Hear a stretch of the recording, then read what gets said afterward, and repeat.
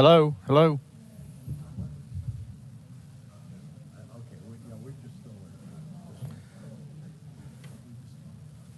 The speaker's not, hello, speaker's not working. Hello? No?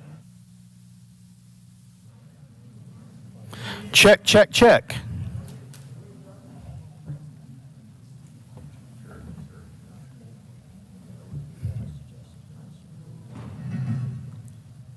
Check, check, no. He keeps showing me the thumb, but I'm not hearing anything.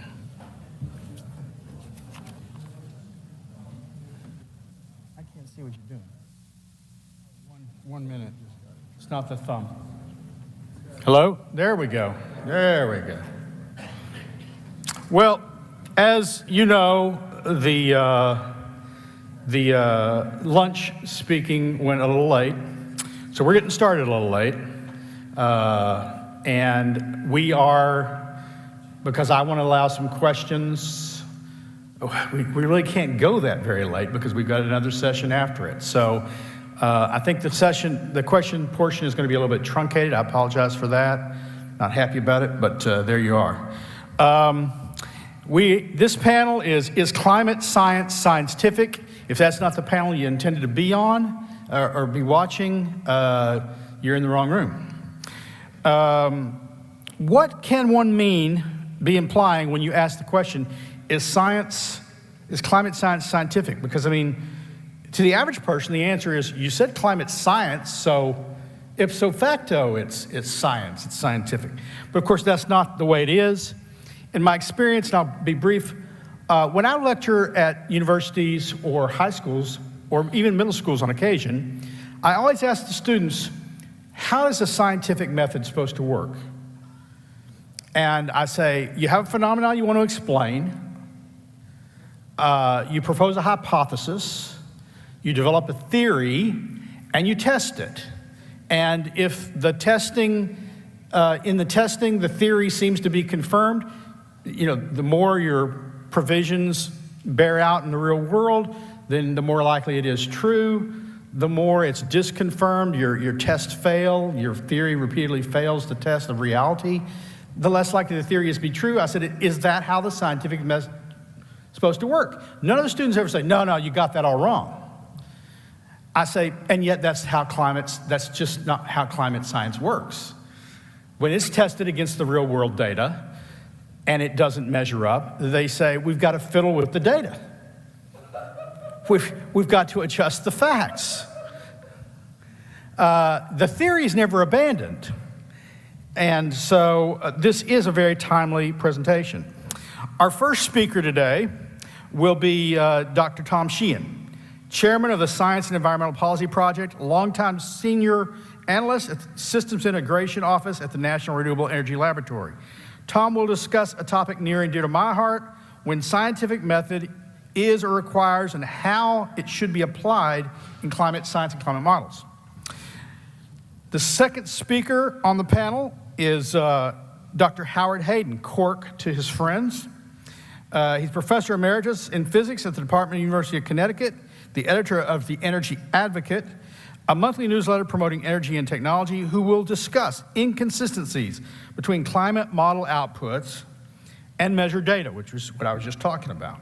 It should be noted that although Howard is just examining the inconsistencies contained in the latest, supposedly best generation of climate models, the climate CR6, what the failures that he attacks there, or that he points out there, are failures of all the previous models as well. They're supposed to be getting better, they get no better. Finally, with very brief comments, will be Ken Hapla, president of the Science and Environmental Policy Project, compiler of the Week That Was newsletter, and a contributor to the reports of the non-governmental International Panel on Climate Change.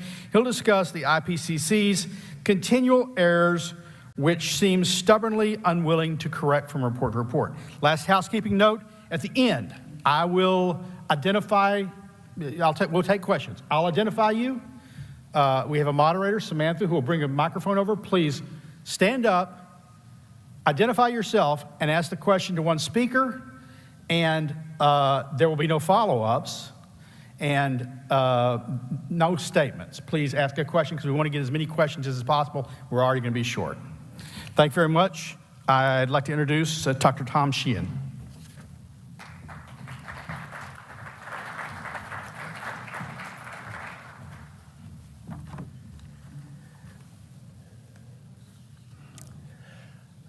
The title that I've given my talk goes under the name Data Trumps Theory.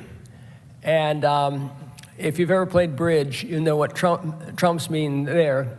And what essentially I have to say is that data is the overriding and ultimate arbiter of any theory there could be. So let's see.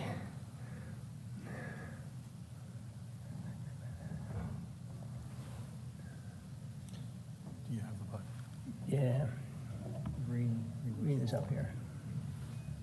Good, okay. No, I didn't go forward. What am I doing wrong? There we go. Oh, I gotta hold it up, all right. There's a basic rule in science that absolutely dominates everything. Any theory you can possibly think up has to conform to the data, or else it'll be dismissed. The great Richard Feynman said famously, it doesn't matter how smart you are or how beautiful your theory is, if it doesn't agree with the experiment, it's wrong. And you're supposed to say wrong with a Brooklyn accent. However, that's the cornerstone of science. That's what the scientific method means, and it's been true for centuries.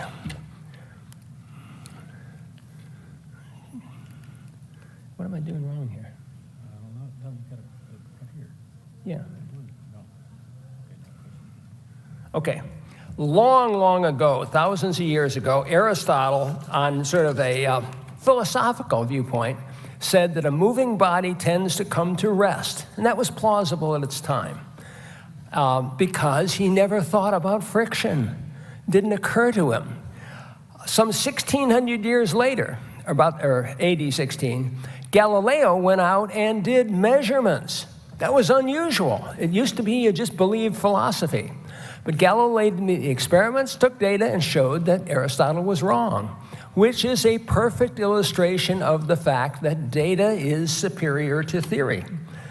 The law of inertia was composed by Galileo, which is that a body in motion stays in motion with a constant velocity unless it's acted upon by a force.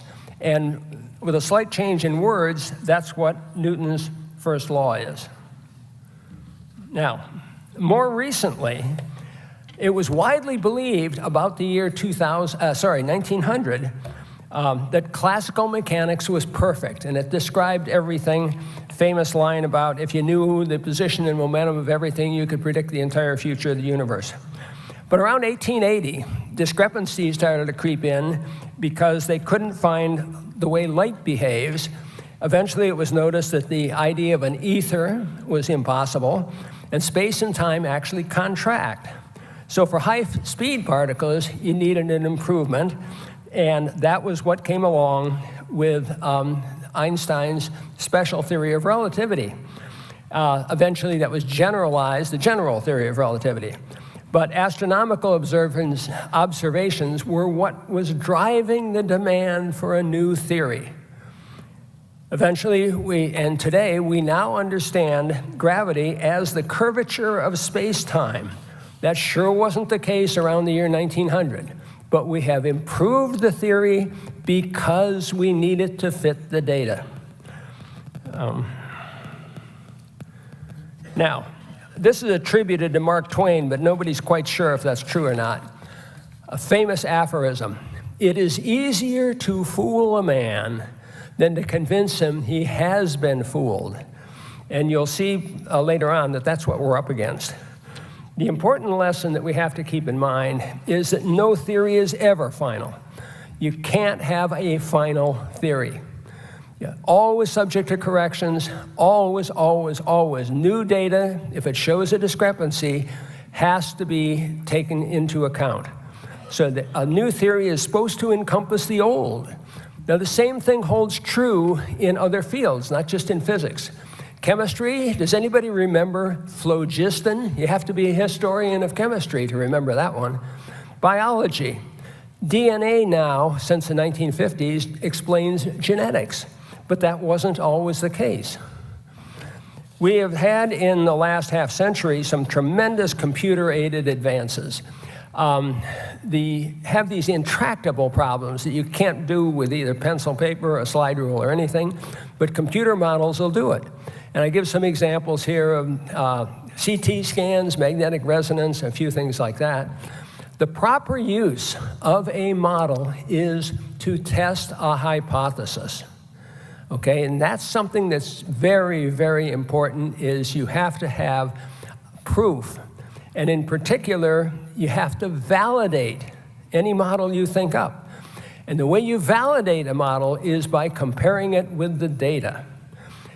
If you go into the business of trying to predict the future, you're in grave, risky territory because you don't have data for comparison. And if a model doesn't apply, how are you going to know that ahead of time? Contemporarily, there are a tendency to make predictions, and this is not just climate, but a lot of things. You are at risk of falling in love with your own model. The ancient Hindus had the idea that idolatry is to confuse your model with the real thing. And people do that. You fall in love with your model, and you forget that reality is more complex than any model you can possibly dream up. So the future brings about what we'll call the test results. The future tells you whether or not your prediction was any good.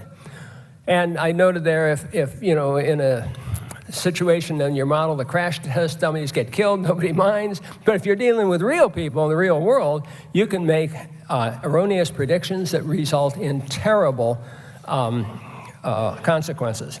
So you really, really have to make sure you validated your models.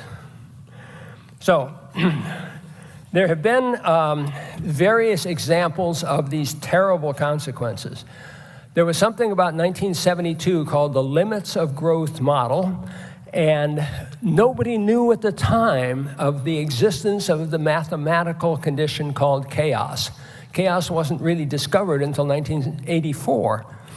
But what was going on in this famous model, the limits of growth, was in fact chaos. It was coupled nonlinear differential equations that dealt with things like human population and disease and all kinds of things, food supply, etc. They put them all into this big computer model, mixed them up, and came out with some numerical results.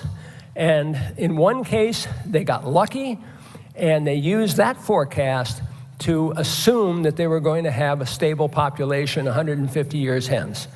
But it was all nonsense, because they didn't understand chaos. But however, and this is a very big fact, the UN went ahead and made policies affecting the distant future based on that model from 1972. And they didn't understand the chaos either, and these policies, many of them are still in effect. So, if you try to model the contemporary climate, you get into, we all know of the greenhouse effect. It's been known since 1859, John Tyndall. But specifically in 1979, the Charney report set the basis for all the modern models. They said that CO2 was the control knob, that CO2 is what determines temperature. That was a fundamental assumption, but it was basically an adaptation of weather prediction models.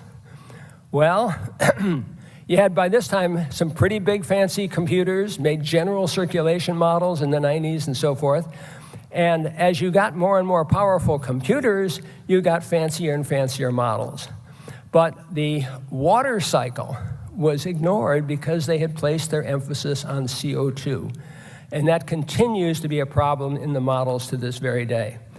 The reason they ignored the water cycle, it was just too hard to calculate. There's water, there's clouds, there's all this heat transfer and everything going on, too tough to include, so let's leave it out of the model. Huge mistake. We're now at a point where the IPCC, if anybody doesn't know this, they're split into 3 working groups. Working group 1 deals with the science. Working groups 2 and 3 deal with what's going to happen and what to do about it. But our enterprise here in this group has always focused on the basic science.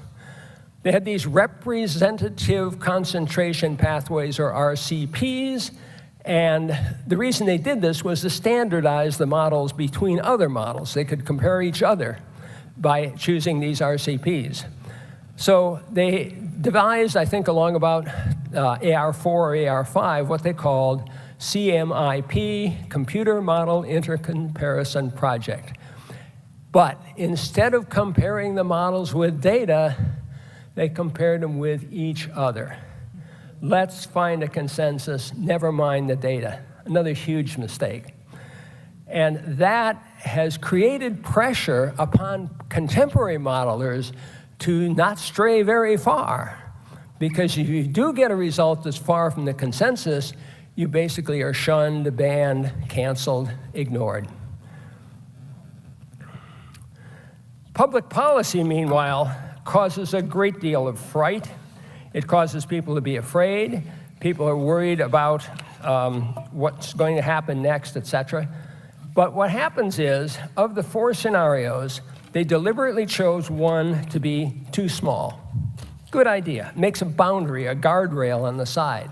They picked 2 that kind of made sense and were plausible, and then they picked 1 to be too high for the same guardrail reason. They wanted to have something outside the range of possibility so that all the models would stay well inside that border. But when they reported the results, they reported all 4 of them. Well, the journalists and the public didn't know anything, so they just latched on to the most draconian and horrible one, which was the one that was outside the realm of possibility. And they made headlines out of this. They got a lot of attention, caused worry among the people, et cetera. And that's something that has persisted to the present day, too. But here's what happens. John Christie showed this picture in 2015 to Congress and got some attention. The red line is the average of lots and lots, 102 climate models. But the serious data, which the model should have compared with, is shown by the green and blue down at the bottom, which has to do with balloon and satellite measurements. And that's another example of overlooking your duty as a scientist, to stick within the scientific method and to actually compare your model with the data. So, why is there climate alarm? Well, it's that media distortion. You don't get a headline, you don't get above the fold unless it's alarming. Politicians, they haven't got any technical acumen, so they passed laws against CO2 because the hype and so forth was telling them to get rid of CO2. We have student protests, Greta's name comes to mind. Businesses have caved in to meet the demands and promised such and such to the leaders of the movement. And all of this alarm was totally unnecessary and pointless because the IPCC recently realized that all this stuff was getting out of hand. Climate change has turned into a secular religion, and the idolatry that I spoke of before is believing that the models are the reality. Again, a huge mistake. The attempt by the IPCC in the last few months to curtail this alarm has a limited amount of value because the word hasn't gotten around yet. But what they did was they've made it clear to anyone who would listen that RCP 8.5 was too high, and it's not to be used for predictions. And the remaining scenarios, RPC 4.5, 2.8, or 6, whatever it is, they don't give you a cause for alarm. They don't make any headlines. So there's a big industry out there of people drawing an awful lot of money from government grants mostly that hasn't got anything to do anymore. Well, these people find that it's best for their interest to not pay any attention to what the UN IPCC just said. So the next question is going to be, how long is it going to take for this news to penetrate all these barriers that are put up artificially. There's an aphorism attributed to Mark Twain a century or so ago that goes, "It is easier to fool a man than to convince him he has been fooled." And this is exactly what we are up against now. In trying to oppose climate alarmism, we are trying to tell people that they have been fooled. And there's a lot of resistance to believing that. The persistence of UN commitments to this very day, based on that old report, The Limits of Growth, is an example of this. And it's really a shame that this is being allowed, but it's the way public perception works. So to correct these deficiencies, we have to, everybody, not just we, the whole public, everybody, has to realize the deficiencies that are inherent in modeling. The input assumptions are what always drive a model, and those just cannot be perfect. You never should think that one parameter, such as CO2, can control the entire climate. It's too complex. You need to consider alternate causes like sun output, albedo, etc., and just realize that any computational effort that goes out into the future may well become chaotic. So it behooves you to include dissenting information inputs. If we're going to restore the scientific method, we have to remember that data is supreme over theory. Every model needs to be validated against the data, not against consensus. And a lot of data is now available from recent sources. We've got balloon data that's over half a century, about 2/3 of a century. We've got satellite data that's over 40 years. So it's possible to now make these comparisons with data. So thank you very much, and I think you will hear in the next speaker, Carcaden, a very interesting story about a specific error that is in the IPC models that deserves our attention. Thank you.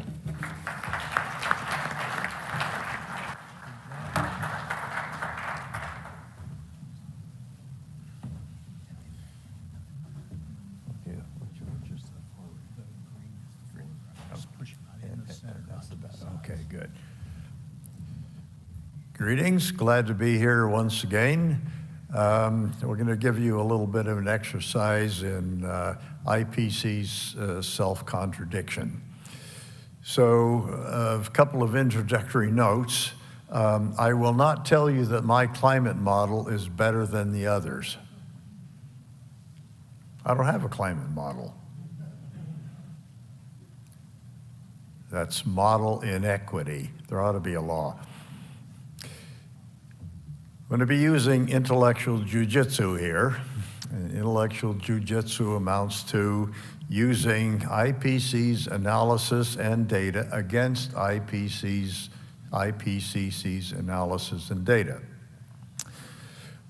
And I apologize to the giants in our field, many of whom are in this meeting, that their data is probably better than what the IPCC has, but the intellectual jujitsu paradigm requires that I stick with the IPCC data.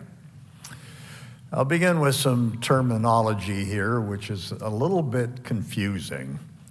I don't know if it's deliberate or stupid, but in any case, you'll see at the top there, it says radiative forcing delta F in watts per square meter. That's very curious, because the delta would imply that it's a change in radiative forcing, but they just use the term radiative forcing. And right away, you begin to have a little confusion. So I'll show you a picture which sort of indicates what I'm talking about here. That sounds pretty ominous, but here's the picture. There's the greenhouse effect, and there's radiative forcing. The greenhouse effect from the IPCC is 159 watts per square meter at the present time. The radiative forcing due to doubling CO2 would be 3.7 watts per square meter.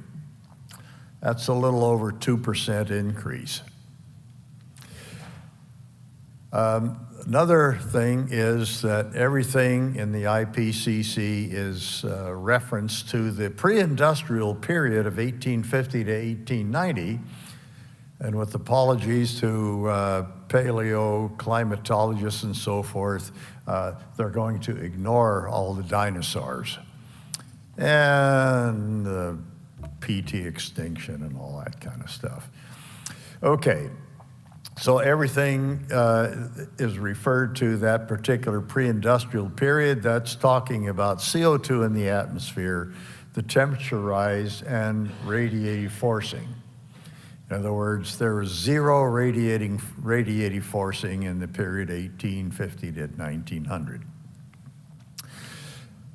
Now I'm going to, this is copied verbatim from the IPCC. Radiative forcing is the change, and I emphasize change, in the net downward minus upward radiative flux expressed in watts per square meter due to a change in external driver of climate change, such as a change in the concentration of carbon dioxide. Now, most ordinary mortals would think that carbon dioxide is not external, but after all, most mortals are not in the IPCC. Concentration of volcanic aerosols in the output of the sun. I'll translate this gobbledygook into this. That is, changes in radiant flux due to changes in greenhouse gases, albedo, and sunlight, all with respect to that pre-industrial period. Okay, now I'm going to show you a heat balance drawing from AR6. That's the, what do you call it, the something review, assessment review, sex assessment report number 6, which was published in 2021. That's a heat balance diagram, and there are numerous examples of the conservation of energy in there. For example, the sunlight that comes to the Earth is equal to the absorbed sunlight plus the reflected sunlight. The net amount of absorbed sunlight equals the amount of radiation that goes into outer space in watts per square meter. The heat that goes into the air, into the atmosphere, equals the heat leaving the atmosphere. The heat that goes into the surface equals the heat that leaves the surface. So they have these examples in here, and there are a total of about a dozen numbers. In fact, I think I counted there are 12. But wait, there's more.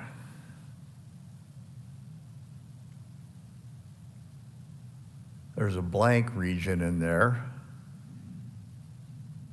And what is missing there? Why is that region blank? They've got an arrow pointing to a nothing. Now I'm going to tell you about what that missing number is. What is IPCC's specialty? Anybody? The greenhouse effect. Do you agree? What number is missing from the heat balance charts? The greenhouse effect. I'll show you.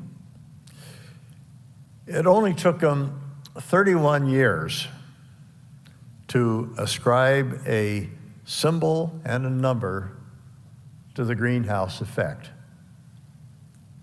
I sort of secretly think that maybe somebody who wrote this particular thing was a bit of a climate skeptic, and he didn't want to say anything that the political masters would recognize as being contrary, so he wrote a very complicated paragraph.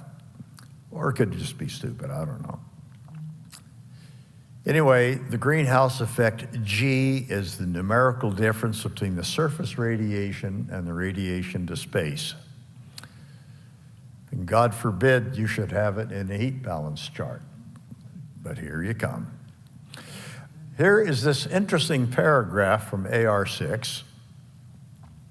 At this point, you'll notice it says the greenhouse effect G, and there down below it says G equals 159 watts per square meter. And down here it says sigma is the Stefan-Boltzmann constant. That, my friends, is the first, number one, example of mentioning, in fact, it's the only mention of the Stefan-Boltzmann equation, which is not given, in 31 years of activity at the IPCC. We'll get back to that. You are going to see what the Stefan-Boltzmann equation is. But in any case, we're going to put that greenhouse effect in there where it belongs. It's 159 watts per square meter. Okay, there's 159, which is the difference between the surface radiation and the radiation to space. Simple arithmetic. Figuring out that the greenhouse effect is 159 watts per square meter is the province of real experts like Will Happer and William Van Weingarten. And they may have slightly different numbers and so forth, but we're going to show you a little bit about that. Here is a visual explanation. The radiation to space, that's a spectral plot. It's intensity versus reciprocal wavelength to the right. The intensity of the radiation that goes to outer space on the left is equal to that nice, smooth, black body radiation coming off the surface minus the greenhouse effect. Okay? Very simple.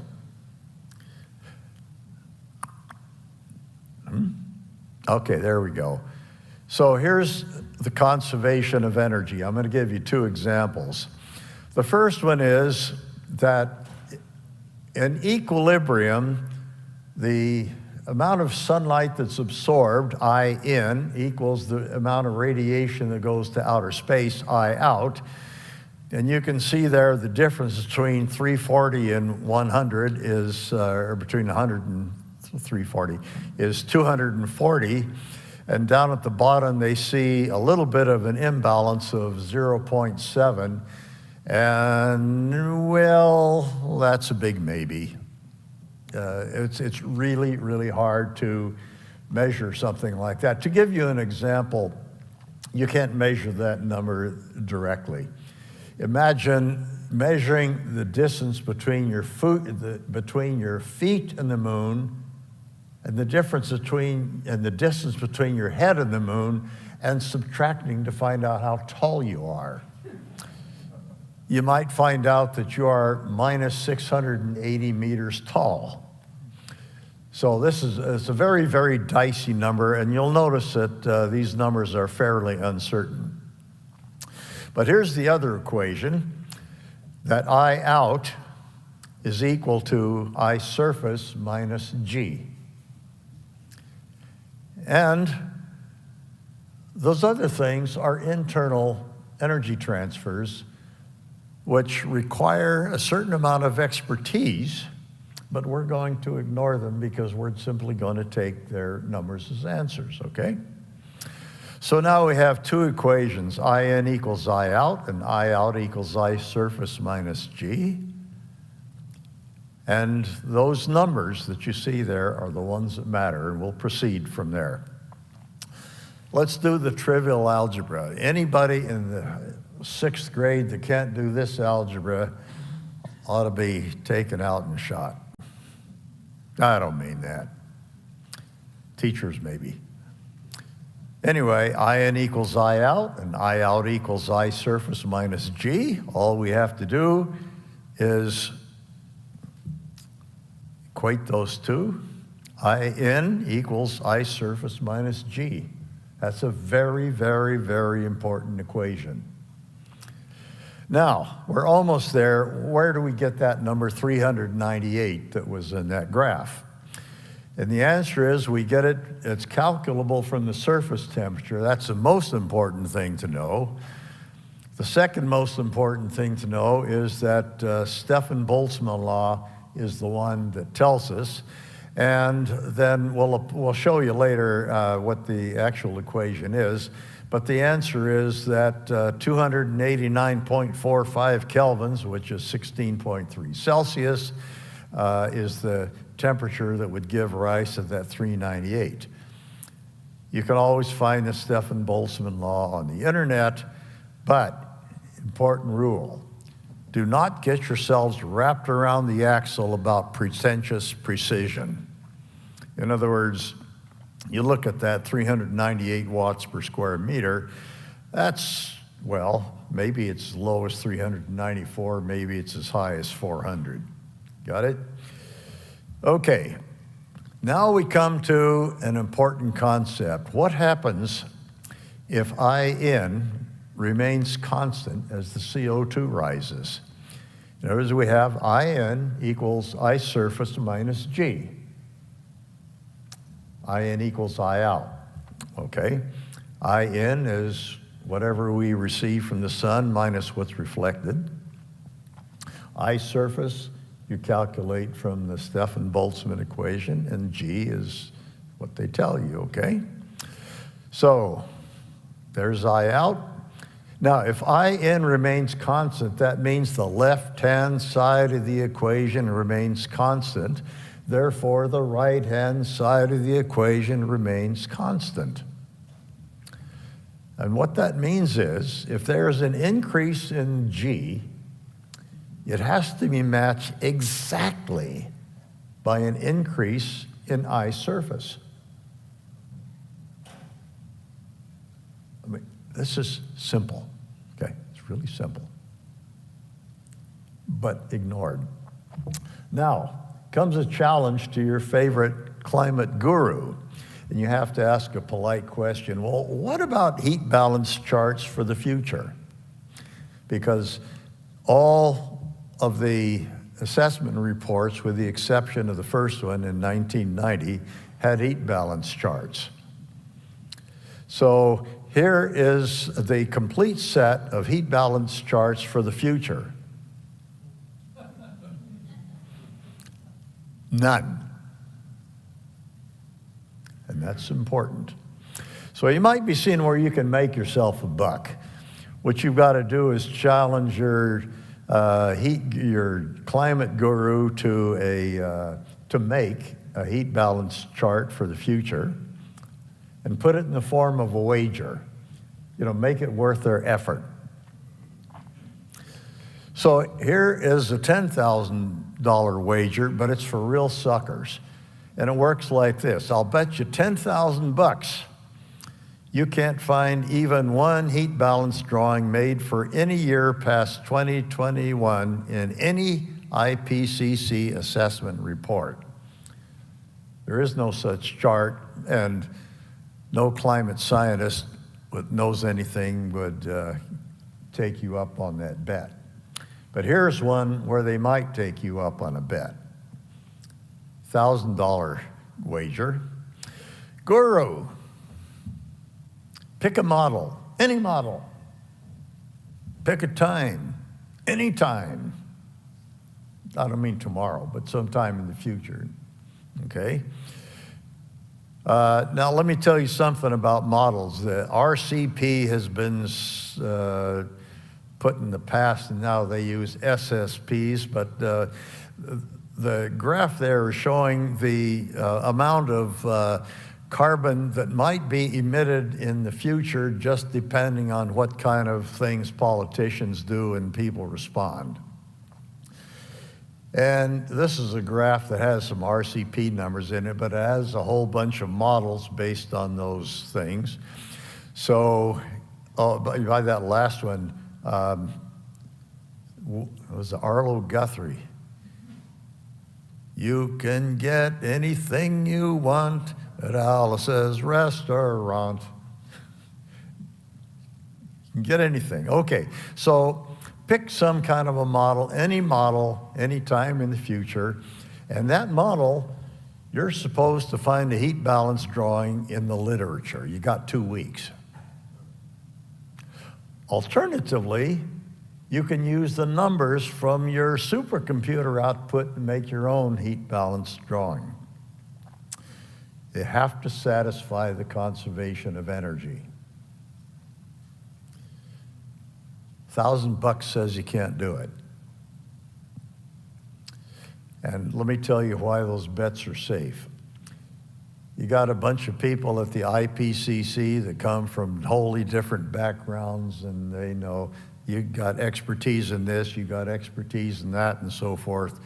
And everyone just kind of trusts one another, and they don't talk to each other. So the first thing I'm going to talk about here is the equilibrium climate sensitivity. And by definition, the sensitivity is a temperature. It is the temperature rise to be expected from a doubling of CO2. Okay, so the ECS, according to the IPCC, is that the most probable value is 3 degrees. In other words, if you double CO2, the temperature will eventually rise by 3 degrees. But Stefan Boltzmann steps in and says, if the temperature goes up by 3 degrees, the surface must radiate 16.7 watts per square meter more than it does right now, or did in 1850 to 1900. We remember going back to pre-industrial, post-dinosaur. IPCC says that the very likely range is 2 degrees to 5 degrees C, warming due to CO2 doubling. And that would give us 11.1 to 28.1 watts per square meter increase in surface emission.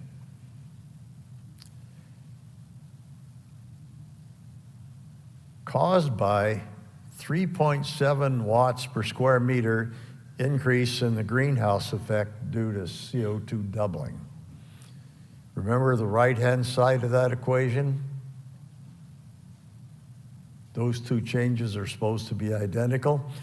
So anyway, you can ask your climate guru, did you know that the word gullible's not in the dictionary?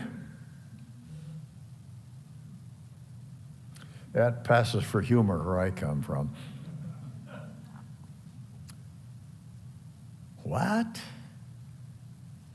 You increase the ability to stop infrared from leaving into outer space by 3.7 watts per square meter, but your model says that you're going to have an increase in temperature such that you have somewhere between 11 and 28 watts per square meter leaving the surface. That's in excess of what we have now. Put it in picture, there's your 159. That remains constant. Doubling CO2 adds 3.7 to the net IR blocking. 159 plus 3.7. But the 3 degree temperature rise would cause 16.7 more watts per square meter. It's a physical impossibility. It cannot happen. Now, a lot of people think that the laws of physics are polite suggestions. They're not. They're inviolate. Well, anyway, IPCC's models don't generally refer to equilibrium. Those graphs that they showed were, well, that's what happens versus time. They didn't get to the final equilibrium when, just wait till the end. Okay, so we're going to take a look at those things. And I'm going to show you this graph that's copied from AR6. You notice that you can read the dates there. Notice that you can't read any other numbers. You notice that, right? They like to have low contrast micro fonts so that you don't look at the numbers. Anyway, the upper graph up there talks about the CO2 emissions. It's the same graph I showed before, except in the graph I had shown before, I had put in readable numbers. Okay, but down below we have 5 different examples, and these are called SSPs, Shared Socioeconomic Pathways. That has replaced RCP. And the SSPs are followed by a 1, a 2, a 3, a 4, or a 5, according to those 5 different scenarios about how much CO2 we would be emitting worldwide. Then there's a dash, and then there is the radiative forcing after that. Well, I'll get to that. You'll get to see it a little bit later. Don't worry about the fact that you can't read it, because I'll show you one you can read. In any case, the graphs down at the bottom, the little bar graphs, show you the consequences, the total, the amount due to CO2, the amount due to other gases, and the amount due to albedo. Albedo is just the reflectivity of the Earth, which is presently about 30%. Okay, these are the numbers. SSP 1-1.9 means 1.9 watts per square meter radiative forcing from all causes. It goes down the list and down the list to the 8.5 there. You know, my father is a broken record and my mother is a broken record, but I'm all right. I'm all right. I'm all right. Okay, now we're going to have a look at one of those, or in a minute. What do I mean by the radiative forcing due to all causes?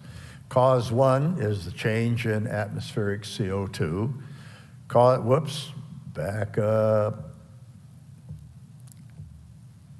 Did it go backwards? Okay. Cause 2 is the changes in other greenhouse gases, including water vapor, methane, nitrous oxide, ozone.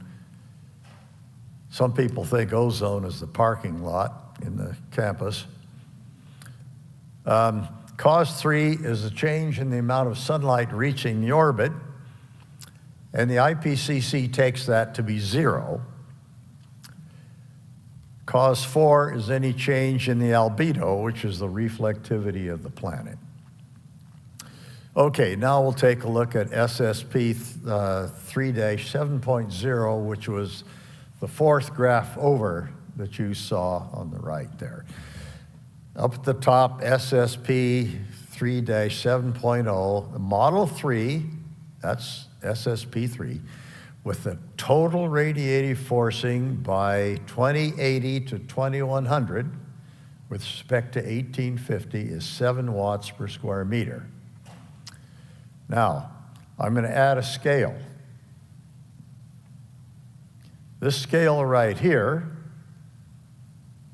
that I added is the increase in the surface radiation in watts per square meter.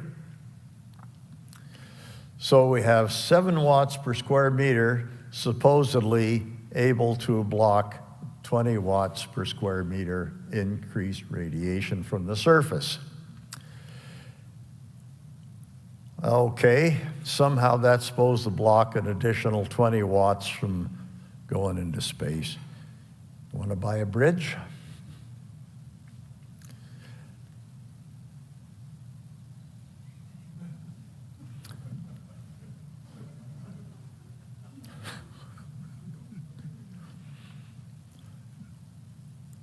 I'll show you a little bit more about him. Anyway, what's the meaning of the bizarre results?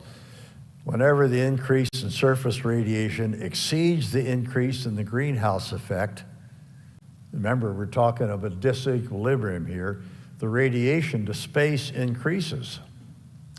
And if the radiation to space increases, that means we're in a cooling period. So how can a minor increase in the greenhouse effect cause the surface temperature to rise so much that it now has to be cooling rapidly? Only the IPCC knows for sure, or maybe their hairdresser. Any geezers here remember those ads? Okay, now we're going to take number one of those charts, the one way over on the left. It's the lowest CO2 increase caused by the most intrusive, well-intentioned, of course, governmental prohibitions. And here it is. Model 1-1.9. 1.9 watt per square meter additional blocking and 7.6 watts per square meter increase in surface radiation. It ain't gonna happen. They get the George Santos Award in resume embellishment. Okay, now here's Al Gore. This is the kind of iconic picture of him walking in front of the graph showing the temperature and the CO2 going up and down together. And if you look at the numbers from CO2 and you calculate how much radiative forcing comes from CO2, it's in the range of 2 or 3 watts per square meter.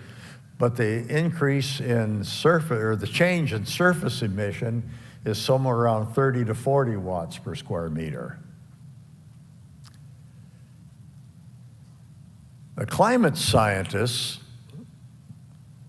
were not asking, where did the CO2 come from to cause that warming? Where did the CO2 go so as to cause the temperature to decrease? Now, you do not have to be a whiz kid to ask those questions. Somebody who's pushing a 60 IQ to the limit is going to know to ask those questions. Now, you don't have to be brilliant, but the climate scientists were silent. It takes a little bit more sophistication to ask, well, how did the Milankovitch cycles cause the CO2 concentration to change before the temperature did? Why did the temperature start to decrease when the CO2 levels were high? Why did the temperature changes occur before the CO2 changes? You believe in retroactive causality? Posthumous suicide, anybody? Don't worry, honey, I'll take a pill in the morning. So here's a take-home message. The IPCC does not, and I repeat, not apply the Stefan-Boltzmann equation to their results. Therefore, they cannot construct heat balance equations. You, however, must do so, and here is your equation. If you're not writing it down, remember, I'm a professor. Emeritus, which means out of merit. Write that number down, write the equation down, and I'm going to show you how to use it. You're going to apply it just for example, just to show you can do it. Choose that temperature and see if you get the right I. If you don't, go back and get it again.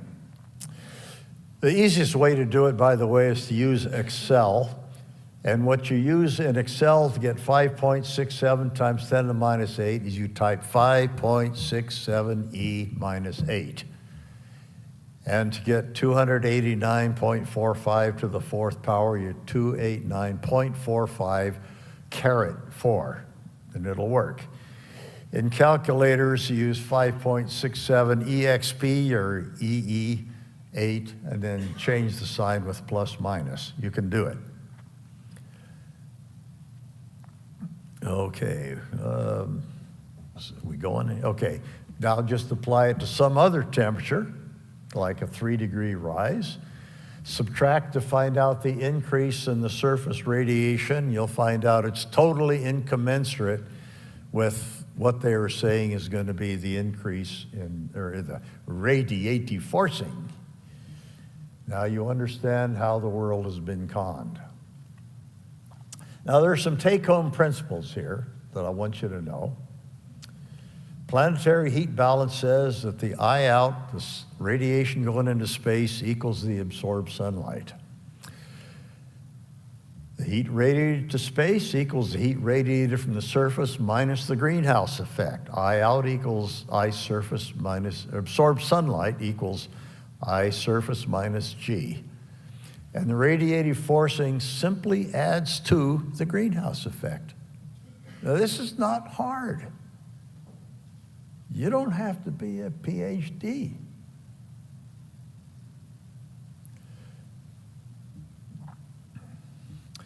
You can fool all of the people some of the time, and some of the people all of the time.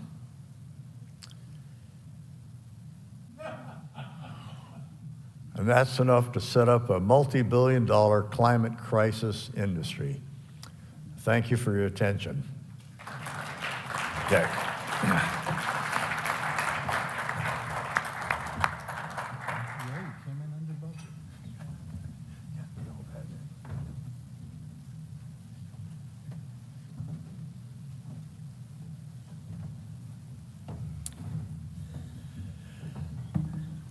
Hi, I'm Ken Hoppola, and I'm not going to give you a slideshow, but I'll just talk about a few things coming out of a new book written by Tim Palmer, who's called the great guru of global climate models. Here's his book. It came out in October, and it's called The Primacy of Doubt. One of the big criticisms we have with global climate models is you can't criticize them. They immediately say they're non-deterministic, dynamic, nonlinear models. Whatever the results are, they're not intended to be precise. As a result, they produce these spaghetti graphs of results like Cork Hayden showed you a few minutes ago. If you pull one strand, they'll say, well, the reason why that's not tracking well is it depends on initial conditions, meaning whatever was the input at the time that they chose the input to be. And this has been a long problem that's lasted for many years, since the early 1990s with the IPCC.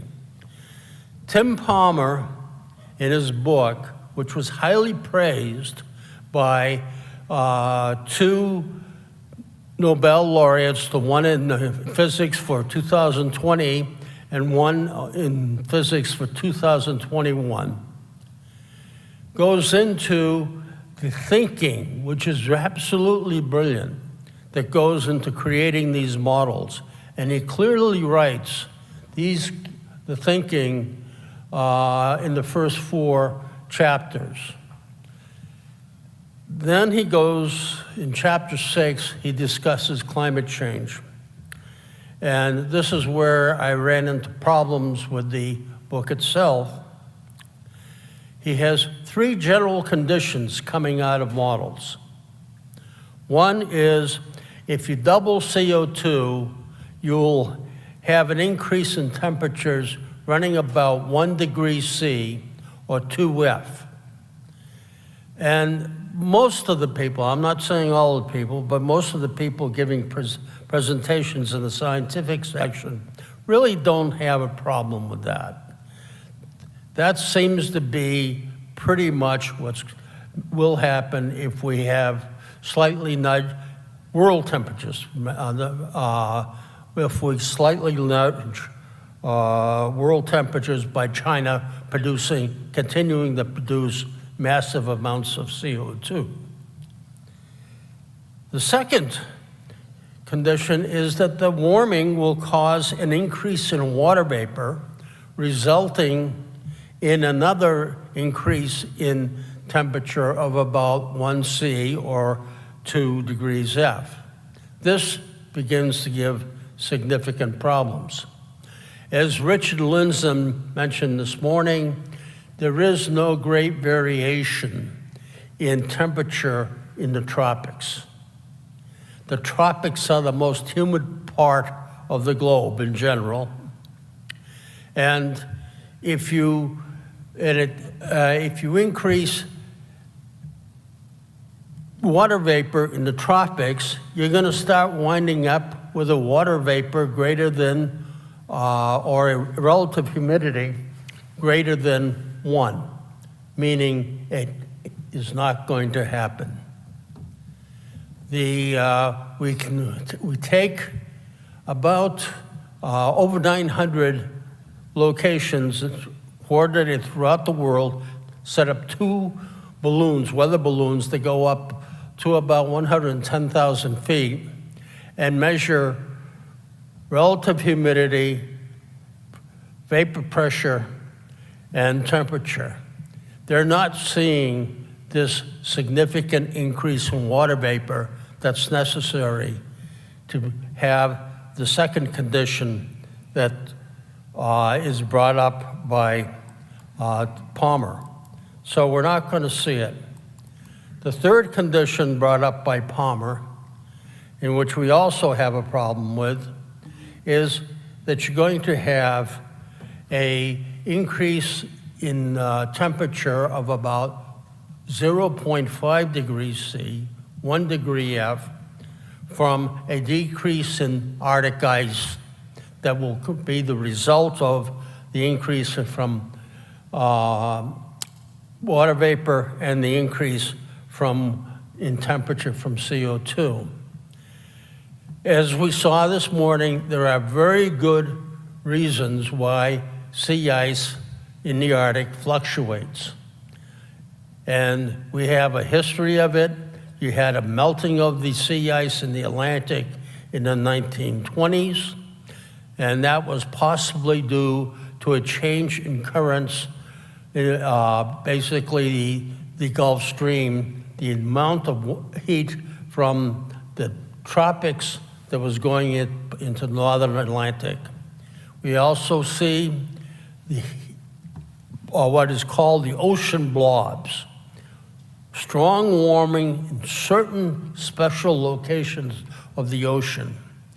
Joe Bastardi referred to this and says there's a climate wizard up there saying this part of the ocean is going to happen. It's not going to happen from CO2. This is most likely from undersea volcanoes that put out a lot of heat. One of them broke the surface earlier this year, exploded into the stratosphere, increasing the water vapor in the stratosphere by about 10%. That's a dramatic increase for stratospheric warming that has nothing to do with carbon dioxide. So I think with this book, Tim Palmer unconsciously brought out the great deficiencies in global climate models. And unfortunately, these will continue as long as the IPCC continues. Thank you.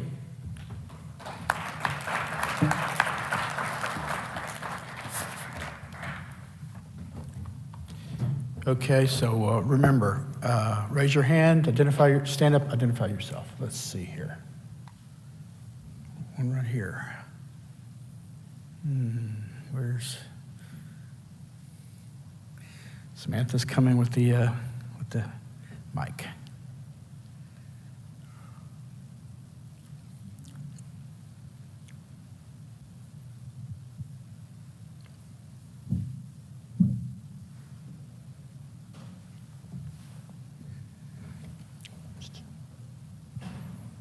Dennis Grove, Mr. Hayden, or Professor Hayden.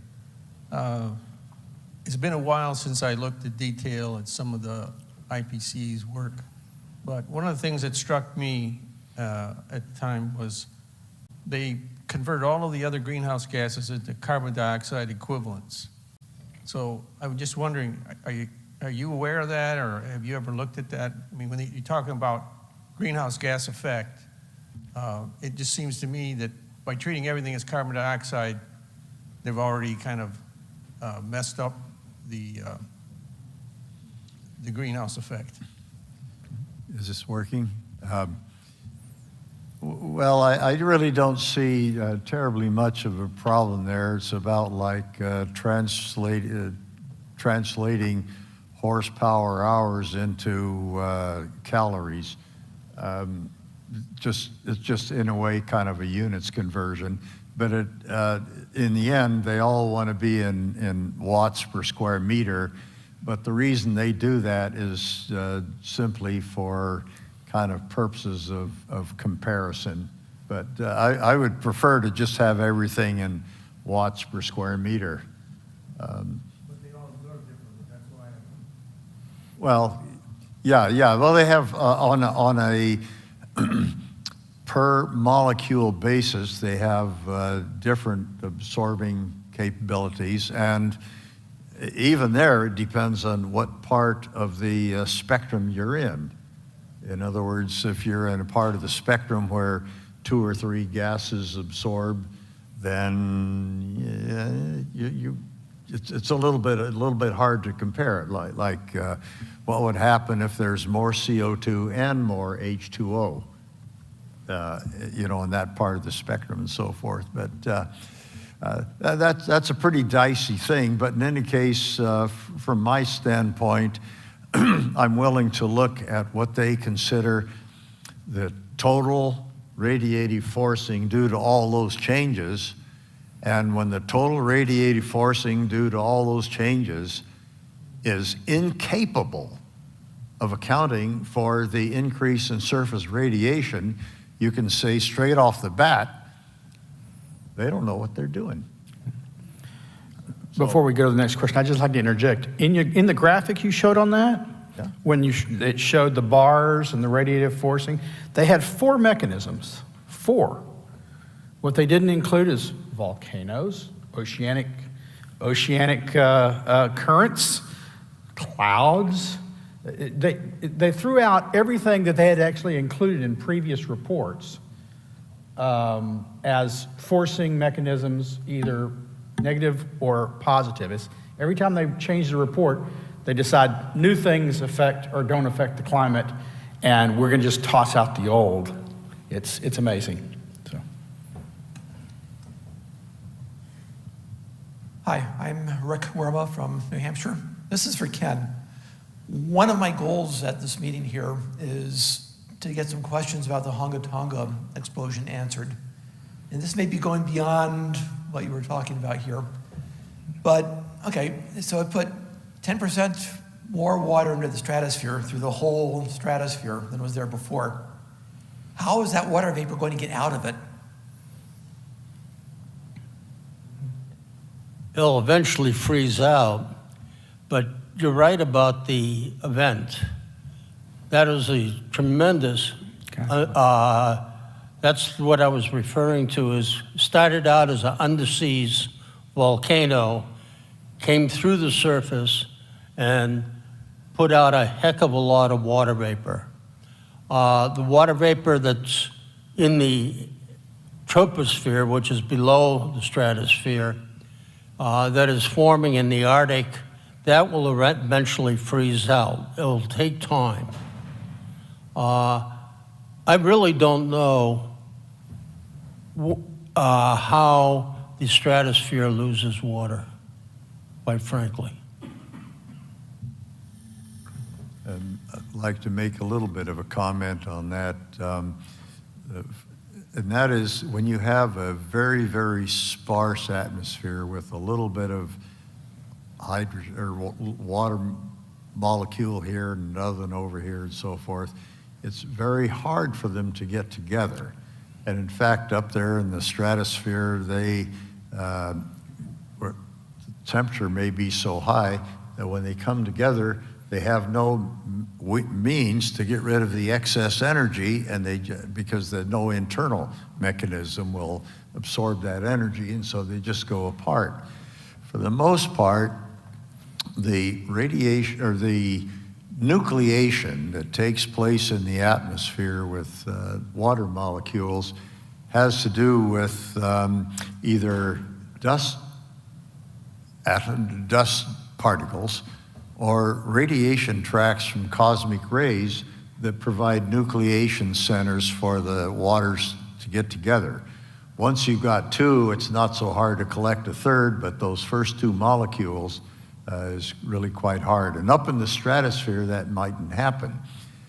I don't know if you're aware that all of our helium comes from radioactive decay of uranium and other such radioactive materials. The helium, once in the atmosphere, rises and rises and rises and rises and goes on up, and eventually is just blown off the earth entirely by the solar wind. The helium is a good deal less massive than a water molecule. However, I think it's still possible that you can blow away water molecules to get high enough up there in the solar wind. They pick up enough energy from the collision simply to leave the Earth entirely. Fortunately for us, most water rises not terribly high, but precipitates when it gets up there where it's good and cold. But occasional sudden injection of water way up there, that's a whole different can of worms. I pretend no expertise in that, so. Yeah, I'm Chris Essex. Hi, Chris. Hi, Cork. So I have a question for you. I didn't quite get why your variable G was a constant. Oh, it isn't. It isn't. It's simply the present value. And the present value, according to IPCC, is 159 watts per square meter. When you vary things, doesn't it vary too? Oh, yeah, it could vary because it's due to... But that's an essential part of your paradox. Well, we're considering variations like what happens if we double CO2 and so forth. Those things which the IPCC lovingly calls forcing, unless it's a change in sunlight or albedo, it's either, it's a change in the greenhouse gases, and that change simply adds to the greenhouse effect. So the greenhouse effect, if you added 3.7 to 159, would be 162.7. Okay, I want to follow up on this remark by this gentleman over here about the different effects of different molecules. In my earlier days, I actually did radiative transfer with a full equation of transfer and not just the Stefan Boltzmann stuff. Yeah. And it might be true that something like nitrous oxide has more greenhouse availability in a way. But when you do a full model and you put nitrous oxide in or take it out, it doesn't make any difference because it really depends on the bands that you're looking at. So if you're, I don't know, ozone like 9.6 microns or 15 microns or whatever, it makes a difference what the water vapor spectrum is doing because these molecules are competing with the water vapor for the available energy flow.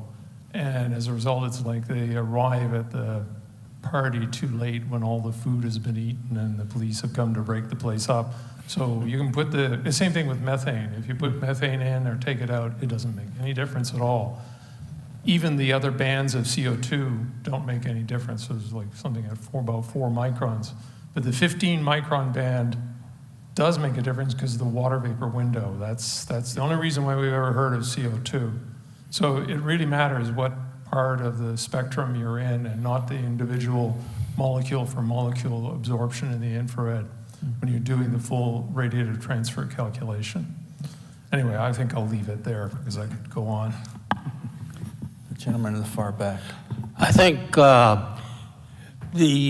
One of the papers recently from Van Weingarten and Happer discuss methane and climate, and another paper discusses the relative potential, greenhouse potential of various greenhouse gases, and it supports exactly what you're saying. If you add methane in today's atmosphere, it's not going to have much of an effect. The same with nitrous oxide, because it's already that effect is largely taken up by water vapor already. Hi, I'm Dr. Matthew Wailicki from the University of Alabama. This is for any or all of you. My understanding was that one of the way IPCC gets around some of these imbalances is through feedback loops and different styles of feedback. Can you guys make any comments on your opinions on the feedbacks? Well, yes, the whole idea of feedback is that, well, there are actually, I think, 3 different positive feedbacks. One of them was that if you increase CO2, then you increase evaporation, you increase the release of methane from the permafrost. And let's see, what was the other one? I can't remember. But in any case, CO2 does not cause any of those things. Heat does. Any heat from any source whatsoever. So that means that if those are particularly important things, then any change in heat from any source whatsoever should cause that same cascade of heating more and heating more and heating more and heating more, leading to disastrous consequences. And then you just turn around and ask, how come we're here? Because that kind of heat has happened thousands, if not millions of times before. And we haven't gotten to that devastating feedback where the Earth just gets hotter and hotter and hotter and is now the surface of Venus. There. You were going to say? Hi. Bob Armstrong, cozy.com, COSY.com. This is actually sort of a continuation of an email discussion that we've had somewhat. My background is I aced high school PSSC physics, so I sort of look for solution or understanding that's at the AP high school level in some ways, and I compute.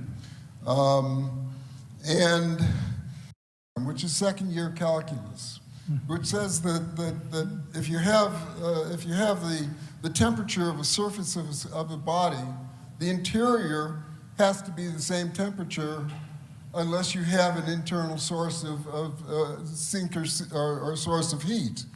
And so what is the source of the kinetic energy? Now, Hayden went and gave a good equation that says, I mean, one of the things is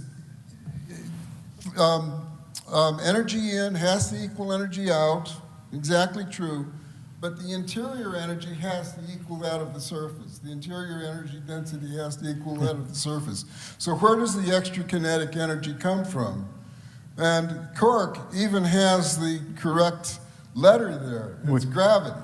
You cannot have a complete energy equation, energy balance equation, without including gravity. And in fact, the only complete equations that I know of for giving the surface of the planet, given the input of the sun, are from a number of people who've worked out what the gravitational energy is that is in adiabatic relationship with the kinetic energy. Bob? And that, in any case, so check that, you know. Yeah. That's, so any comments on that? G is gravity, and it must, by conservation of energy, be in the equation somewhere. So it's where, how do you account for gravitational energy? Let me make a couple comments on that. But the G he's talking about is a little g, not the capital G. That's the greenhouse effect. That is, of course, taken into account by Happer and gang using what's called the lapse rate, which has to do with a decrease in temperature as you go up in altitude. Now, what happens is that if some air descends, we see this very commonly over in Pueblo, we get some air coming over the Rockies and it descends, and we call that downslope heating. Okay, it's compressed. The air is compressed. But for every cubic meter of air that is compressed, that comes down, there's a cubic meter of air that goes up. Okay, that's what the whole lapse rate thing is all about. But the thing that causes heat when you compress is the pressure multiplied by the change in volume. It is not the pressure. Pressure is not heat. Heat is not pressure. Pressure times the change in volume. Okay? So once upon a time, just imagine that the air was descending down on the earth, and it was just because it was getting closer to the earth, and the density was increasing, that caused some heat. 4.6 billion years ago, that heat left. That heat left. It's irrelevant. It's gone. No, it isn't. It's gone. Well, that will be the last question. We actually got out, much to my surprise, on time, and we can clear the room for the next panel.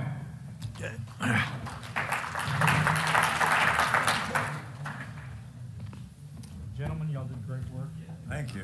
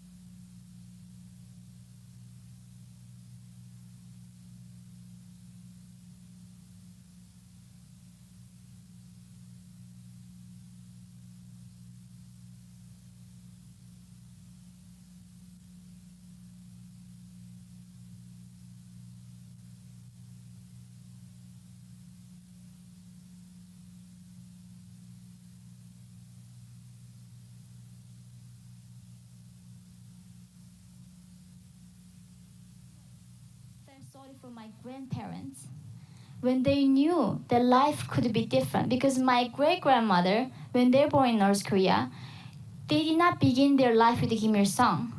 They had a time before Kim's. So they knew life could be different.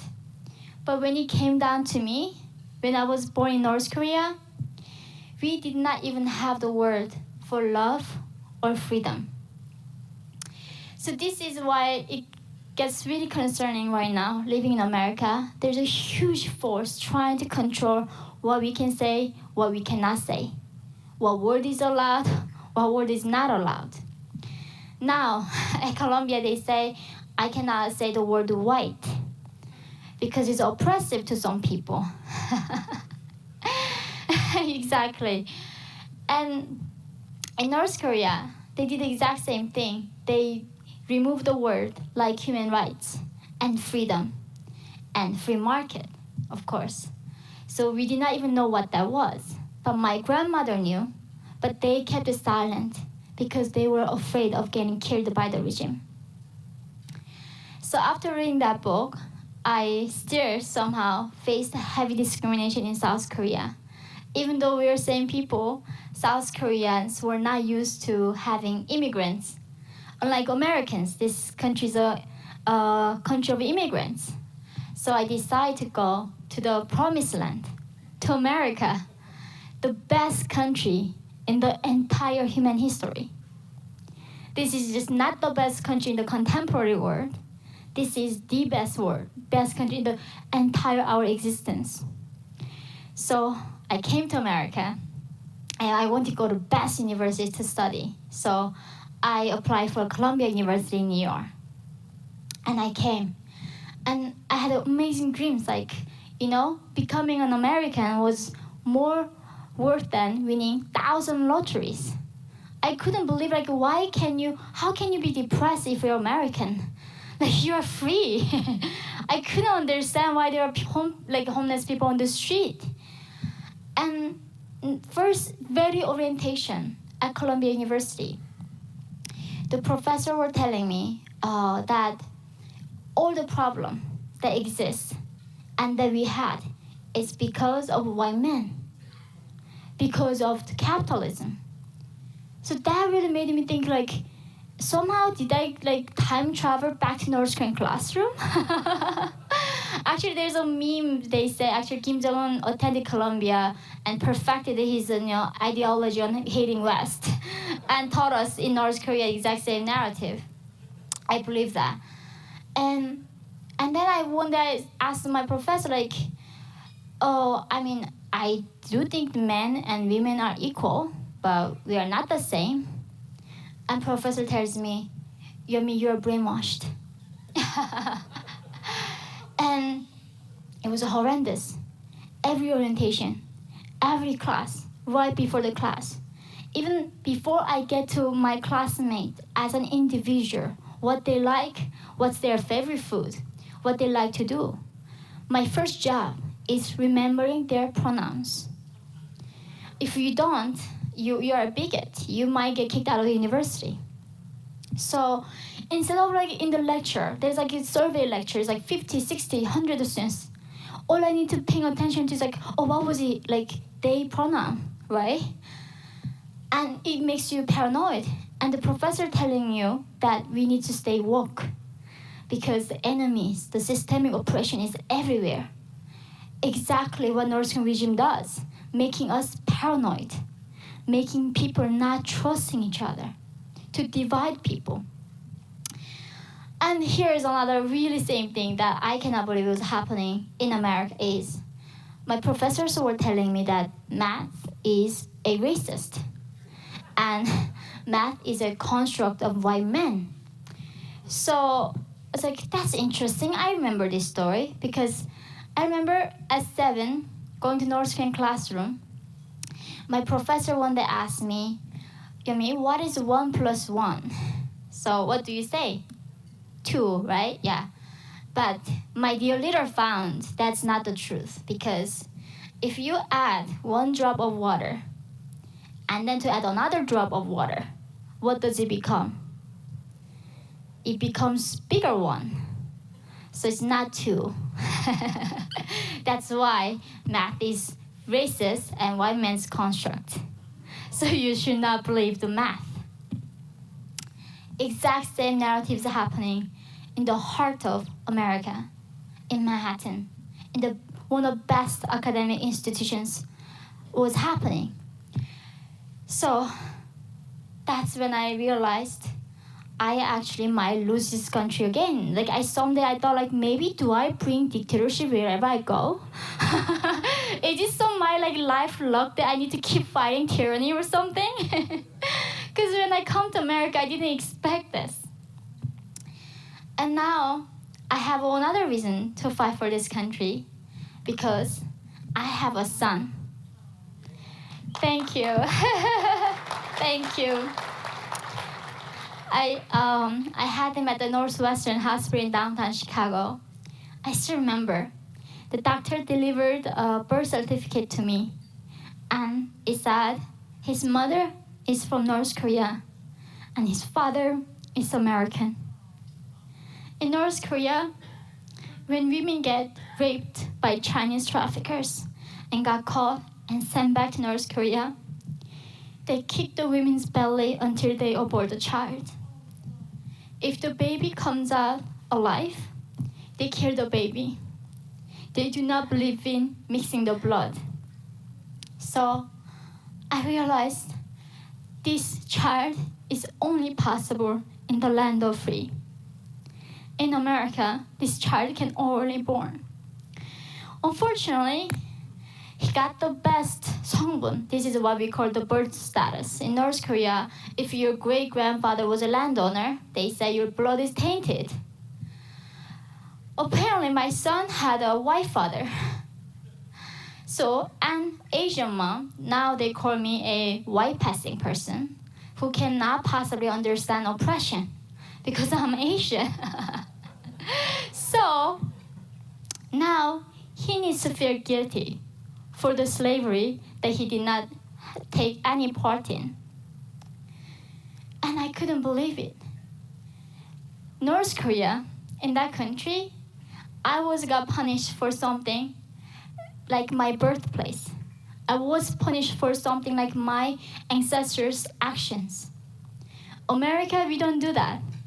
We do not punish people for by guilt by association. That's not this country's about.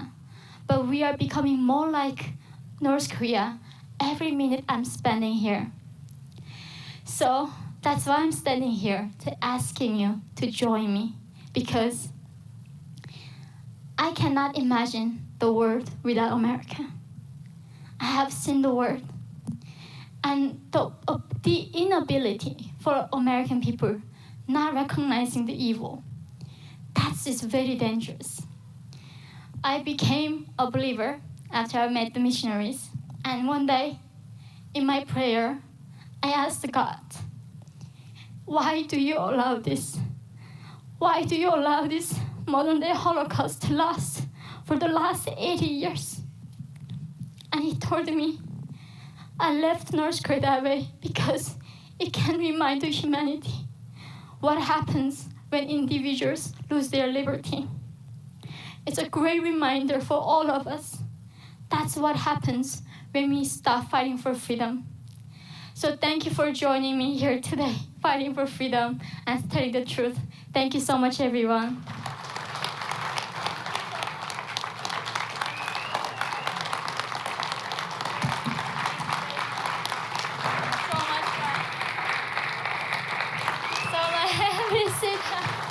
Thank you. Thank you so much. Thank you. We have a Q&A, right? Yes. We have a Q&A, so thank you so much, everyone. If you have a question, please put your hand up and a microphone will find you.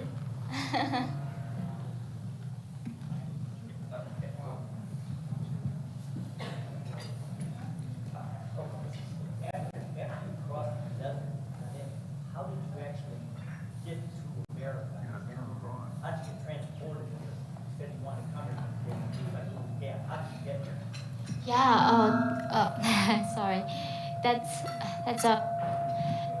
I guess it's now. I mean, I know it's like I crossed 2 borders illegally. But when it came to America, I came here very legally. So I had to cross the desert to Mongolia. And then several months, they interrogated me to make sure that I was North Korean. And then they sent me to South Korea. So when North Koreans go to South Korea, we automatically become South Koreans. So I use a South Korean passport to apply for the visa to America. And I came here, and then I became a citizen eventually. Thank you. Hello.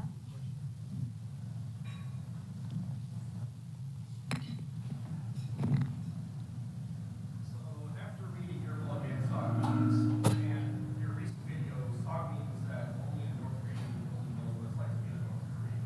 So I've designed alternate flag. The sole purpose is for North Koreans to affirm themselves not to the regime. And I posted on Instagram as a hashtag North Korean affected flag. Do you think that's an appropriate thing to do, or is it a bad way to try to I mean, we are in the land of the free. You do whatever it pleases you. I don't care about the cultural appropriation, whatever like that. It's nonsense. It's crazy. Like, so in my classroom, my classmates, right? They are doing this thing called the green juice detox. Have you guys ever heard about this? They are wearing these fancy yoga pants. And they chose to starve themselves, like become vegans, you know? And they're telling me that America is so horrible. So I was like, what makes America so bad that you hate it so much, that you want to destroy, dismantle this system? So that's a precise word that professors and students use. They wanted to dismantle the current system and tearing down the Constitution. So I asked them, like, why is that? And they said, you know what, in America, we have inequality. So I was like, so do you want to be dirt poor? Or at the same time and starving instead?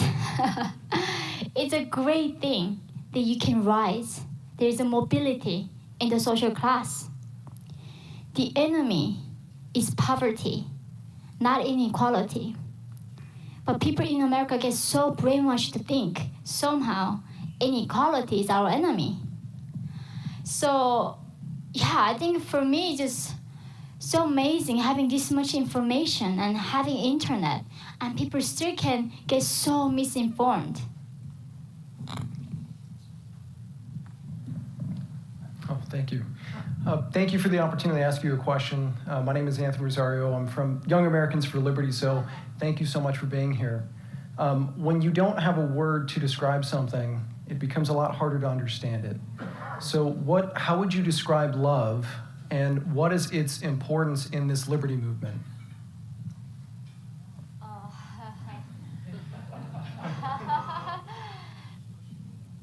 I know, it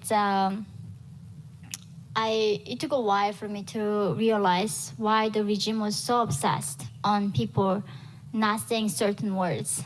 And I remember as a young girl growing up in North Korea, the very first thing my mother told me was, don't even whisper, because the birds and mice could hear you. She said, the most dangerous thing that I had in my body was my tongue. If say I said one wrong thing, and if it, in the eyes of the regime, they can kill 3 generations of my family, not just only myself. Love is very, very complicated thing, because that is the hardest word that North Korean defectors learn to use eventually. It took my sister like 10 years to tell her. She tells her mom like she loves her or she loves me. Because Kim Jong-un even banned Mother's Day, because he thought if we love our mothers, we are not going to love them as much. So he even denied love between mothers and child, the very basic love. I think that's why we need to fight for love, because that's why we exist. we live for love. And when you live in a dictatorship, even that basic humanity gets denied. We're supposed to start right about now.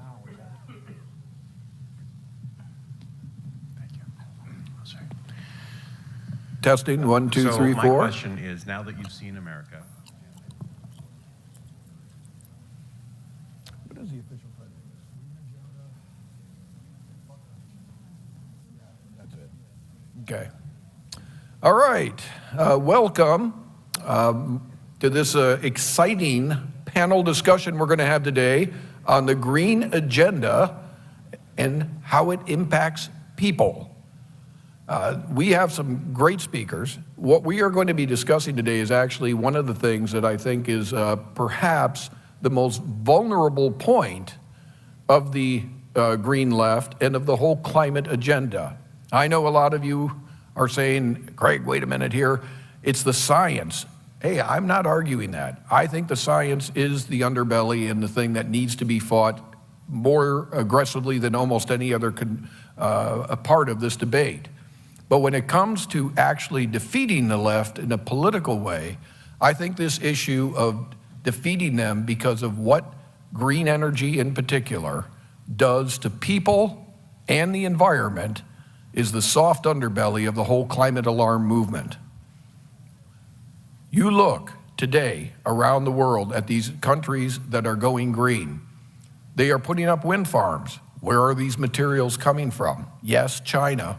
A lot of it the Congo, where you have oftentimes underpaid workers live in atrocious conditions. You have child labor being used, Uyghur labor in China also. You have just devastating things being done in communities around the country where these wind turbines I put in have displaced jobs, property rights being trampled upon, and all manner of havoc, which is actually starting to have a backlash. Robert Bryce noted, and he put some sort of figure, that the number of communities that are fighting back against green energy projects because of the impact on them has grown to dozens and dozens across the country. And there's also environmental impacts, and we're seeing some pushback from that, as I had mentioned in my earlier comments yesterday regarding the whales off the east coast of the United States and the impacts of these wind farms also on eagles. So we have with us today 3 outstanding speakers that are going to talk about this. It's Donna Jackson, and she's with the National Center for Public Policy Research, Bob Carlson from AMAC, and Margaret Byfield from the American Stewards for Liberty Coalition. And so saddle up. We got a good program ahead, and I'll get out of the way, and we'll get these speakers up here. The first one is a rock star in her own right. Her name's Donna Jackson. She, I guess, are you originally from California or just go to California? Yes, a California lady from who went to Cal State University at Santa Marco. She worked in accounting, auditing, and management with major companies such as Ernst & Young and Marriott International, and she was a deputy controller for the Export-Import Bank of the United States. She was also very involved in politics. She's a political operative, particularly in Arkansas. She worked on the successful campaigns of Governor Mike Huckabee, Senator Tim Hutchinson, and Representative, now Governor, Asa Hutchinson. Today, she serves as the Director of Membership and Development at Project 21, which is run by my good friend David Ridenour at the National Center for Public Policy Research. As I say, I've had a chance to see her many times in Washington. She's a dynamo, energetic figure, and I think you're in for a treat here. So come on up, Donna, and take it away.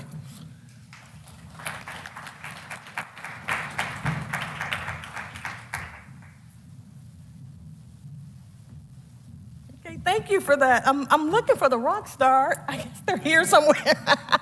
No, but I'll take their place, okay? Yes, my name is Donna Jackson. I'm the Director of Membership Development for Project 21. We are the Black Leadership Network, one of the oldest and largest Black conservative think tanks in the country. I have the privilege of working with some of the most dynamic individuals that you've ever seen. These people have signed up for the fight. You know, somebody asked today, and I've heard it twice, what does winning look like? Well, one of the things I like to study is generals, military generals. And think of us as the Tuskegee Airmen. We come in and we're here to fight the battle. When the Union Army was looking for someone to come up and help them fight, they called the Black soldiers. Here we are. So recently we've heard a lot. Recently I had the opportunity to testify before the Energy and Commerce Committee, twice actually in January. First was a affordable energy roundtable with all of the Republican members of the Energy and Commerce Committee. And the second one was their first hearing. And the reason why that was so important is because you hear a lot from climate change activists. You hear a lot from politicians that are all benefiting from environmental justice grants, but you don't hear from the individuals that are impacted in the community. If you went to an African-American community and asked them, what's the priority for your community? None of them would say climate change, not one. Despite the fact that you're hearing people talk about environmental justice. I'll tell you what environmental justice is. It's the Black exploitation game. That's how you blackmail every American to fall in line and self-censor and not check on where's the money going. In the Inflation Reduction Act, there was some $60 billion advocated for environmental justice. I want you to realize what that equates to. That is equivalent to the market capitalization of Ford Motor Company International that employs over 200,000 employees, not including the countless indirect jobs from small businesses and vendors. And guess how much money is actually going to go into the Black community? They'll get a few retrofittings and windows. And for somebody to sit there and say that somehow environmental justice is dirty air, I'll tell you what the biggest injustice is for Black communities. It's poverty. But climate change activists have no problem creating environmental policies that create more of it. If you ask African Americans what is the number one civil rights agenda for the Black community, is home ownership. But guess what environmental policies do? They create artificial scarcity by adding additional regulation costs by preventing the development of housing. So who's the enemy here? Now, if you ask me, how do we fight the game? Get African Americans and let them know how these environmental policies are affecting them personally. Black families have the lowest home ownership rates. 70% of Black households are run by single parents, mostly females, but guess what? The largest demographic of individuals trying to start their own business is Black women. But what do environmentalists do? They create regulations that penalizes small business owners. The Small Business Administration did a study, and what they said is this: small businesses pay 4 times their revenue towards regulations including climate change policies than big businesses. Every time they create a climate change policy, it favors big businesses and it squashes small businesses. The war on stoves. What do you think small business, the number one business for black Americans are? Restaurants. Can they afford to buy expensive appliances and convert their homes and their businesses to be able to meet these regulations? No. The whole goal is to put them out of business and create a permanently government-dependent underclass. These environmental policies are a way to usher in socialism, to take away the ingenuity of African Americans who want to participate in this great American dream. High energy costs create barriers for those trying to get out of low income and emerge into the middle class by increasing the cost of energy, increasing the cost of living expenses so that people don't have money to be able to save. The energy industry represents high-paying gateway blue-collar jobs for people that don't have a college education. Even the Washington Post, as woke as they are, said that green jobs that Biden claims is going to replace these jobs, right, only will fill 20% of the coal jobs lost. So now, all of a sudden, and this is a horrible statistic, in California, in 2009, 52% of people could afford an entry level medium home, not anything lavish, just a medium level. That number is 26%. For Black Americans, 8%.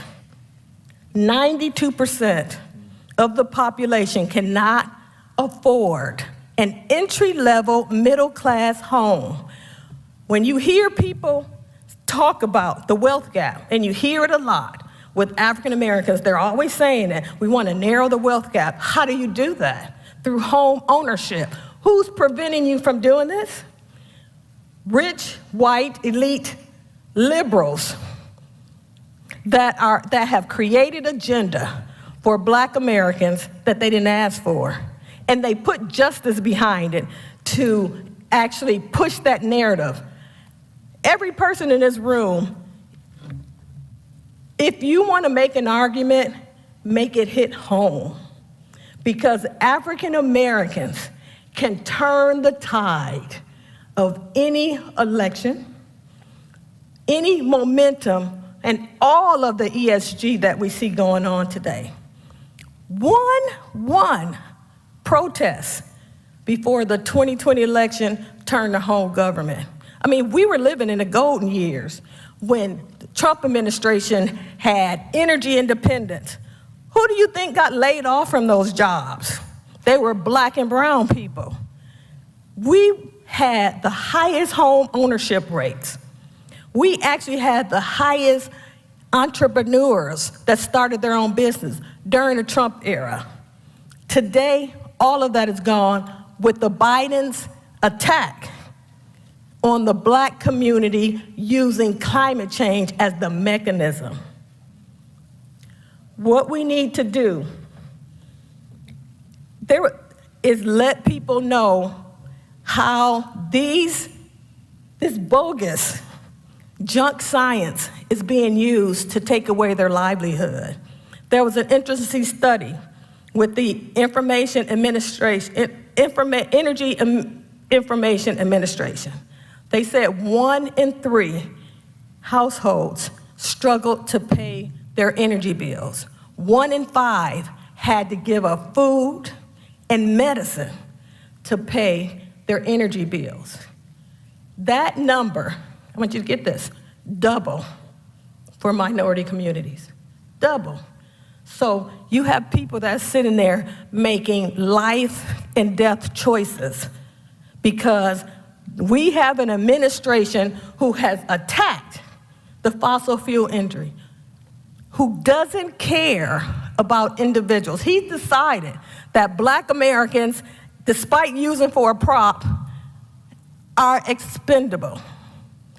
Black people are not, because of high energy bills, are not living paycheck to paycheck. You hear it all the time.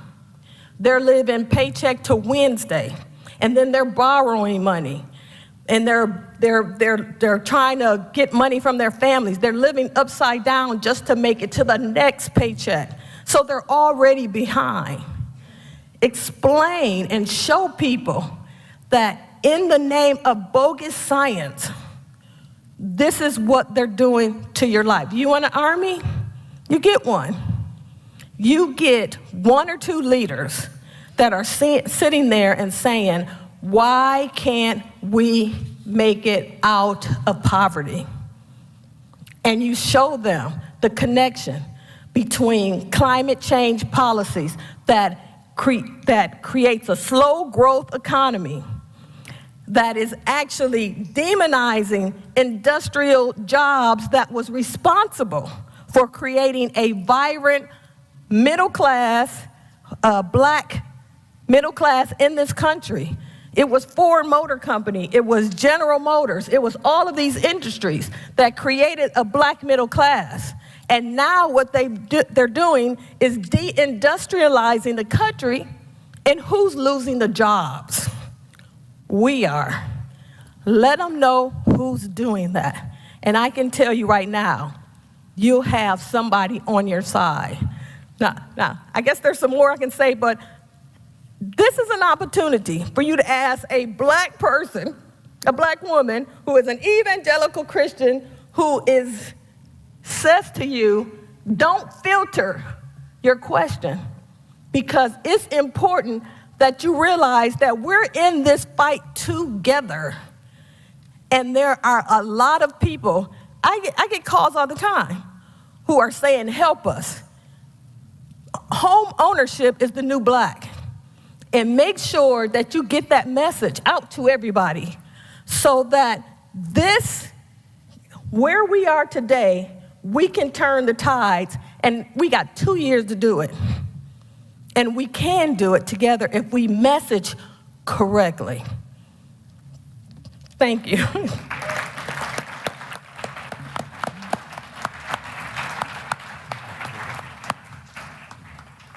See, I told you she was a rock star, right? I feel sorry for you, Bob. You're next. You get to follow that up. Just to add what she says, one of the things we do at CFAC, she talked a lot on the domestic level. We do a lot of international work, and so believe it or not, CFAC actually puts up solar panels in Africa and in Asia, not Asia so much, but South America, and in poor communities. And people are perplexed by that. Why are you doing that? That means you must agree with the green agenda. I say, no, it's because they have no electricity. There's no grid there. The objective is that this solar helps them to get to where they need to be, which is bountiful electricity. You ask the people in the countries, these indigenous people, the left tends to look and say they want to live the way their ancestors did, 1,000 years ago, and in touch. And they can say that as they're sipping on wine, going down the Nile. Oh, look at the natives. They look so wonderful, No, they want jobs, they want electricity. They have the same hopes and dreams as we do in this country. And Donna, great presentation, thank you. Next one up is Bob Karlstrom.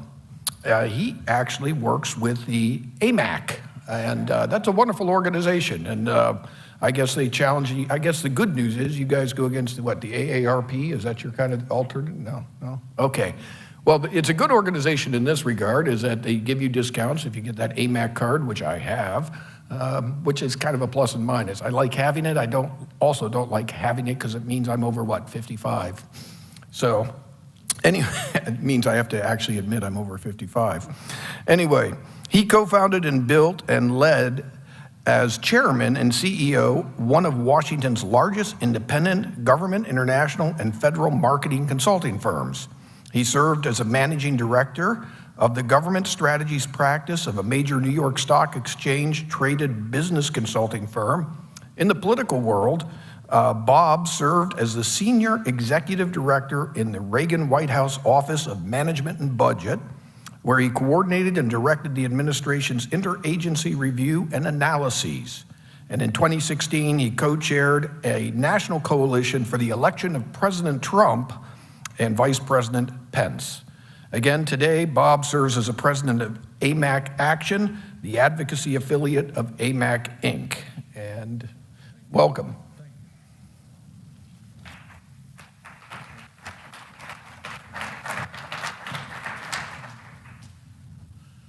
Now, I hope I do this right, but thank you very much for that introduction. And it's so good to see all of you.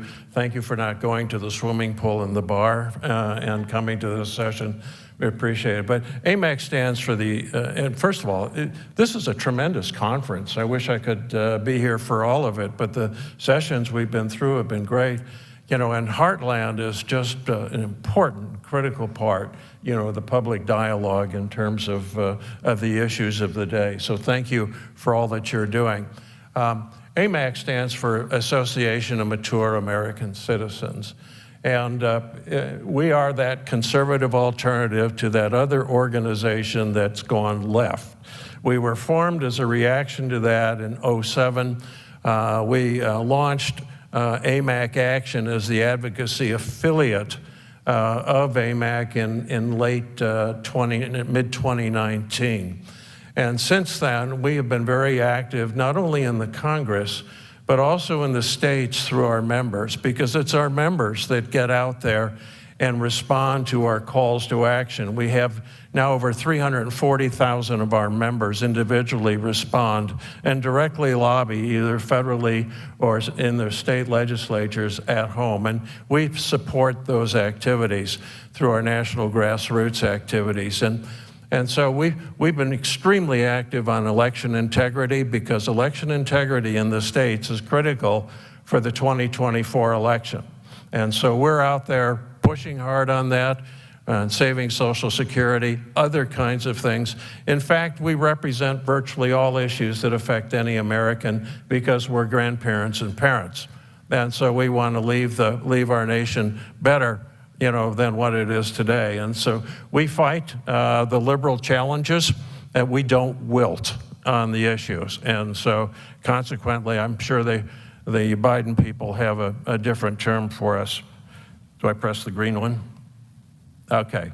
So anyway, the last other component of AMAC is the AMAC Foundation, where we provide free Social Security advice to Americans, any American, asking, what do I do about Social Security?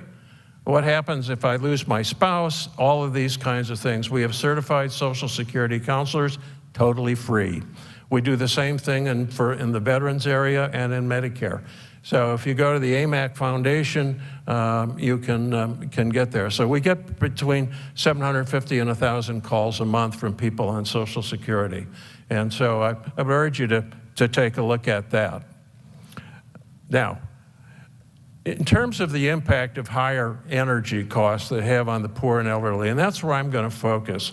You know, we've heard a lot in terms of the macroeconomic effects, but I think it's important in this debate to understand what has happened on the home front, particularly to those in the middle class, lower income levels, on fixed incomes and retirement, and what's happened there, because it's important to get granular, below that. So the economic turmoil that's been occurring, since Biden took office, has left seniors very little wiggle room. And in fact, many have found themselves slipping into the poverty level. So I'm going to dig into that a little bit. Let's see. Okay. Jason Smith, the new chair of the House Ways and Means Committee, talks about, inflation's risen 13.9%. Many feel it's even greater than that, because the impact on the dollar has been enormous. Your $1 of buying power when Biden took office now requires $1.70 to buy the same thing. That's almost a 42% reduction in less than 2 years in the value of the dollar. So you can imagine, the impact that's there. You see changes in food products and things like that. The little bags of potato chips are smaller, things like that. Instead of an 8-ounce salmon steak, it's now a 7-pound salmon steak. So it really, really cuts across, and it hits first. And this has been the biggest inflation spike in 40 years. Another number on is inflation's at a 41-year high at 64%, and that's for interest rates. Real wages have declined. You can see that. The average mortgage payment's 28% higher.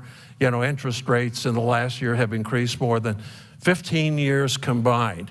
And we all that have to thank is what I'll be getting to on that. So what causes inflation? And like so much of macroeconomics, when there's a sudden announcement, sudden changes occur, supply shocks can occur and lower the economy's output, driving up prices.